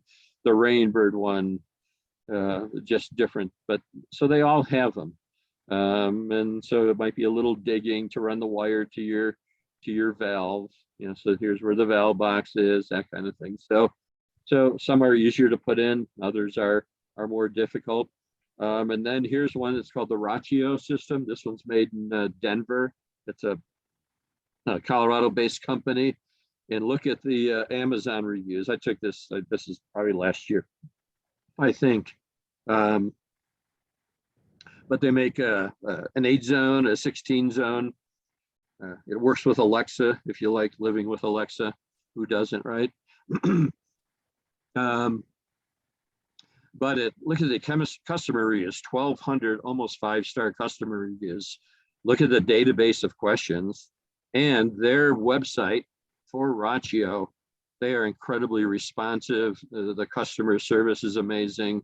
This is an EPA, one of the few EPA, what they call water sense certified controllers. So this one's tested by the EPA. They have to provide research to show that this thing can save you water.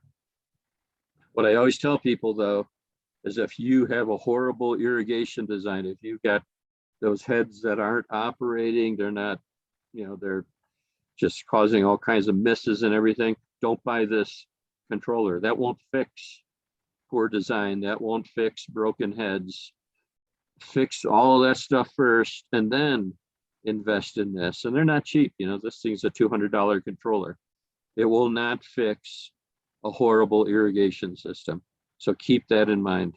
Another cool thing that Rotary does, their company, is they have a flow sensor, and it will, when the irrigation controller is running, if there's excessive flow as determined by their really smart brain and their controller, that would suggest that there's a leak in your landscape somewhere, it'll send you an email that says, hey, we're irrigating station 3 and we think there's a leak. You want us to turn it off? It'll send you an email or a text message. So pretty amazing technology. So that's cool stuff. You can buy it today if you can get it. The flow sensor is like impossible to get, but it's pretty cool. But again, all this fancy controller stuff, it's great. You can buy ones at the weather station. They'll have a weather station. Hunter has a one with a weather station that you put on your gutter. It collects all the weather data and runs your station. That's all good. But if you have heads that look like this, it's not going to fix them. You're still going to have brown spots and terrible coverage. So fix all that stuff first. And that's all I have. The rest shows other parts of your landscape going bad with irrigation. This is where I pick on drip irrigation, but that's something else. So there we go.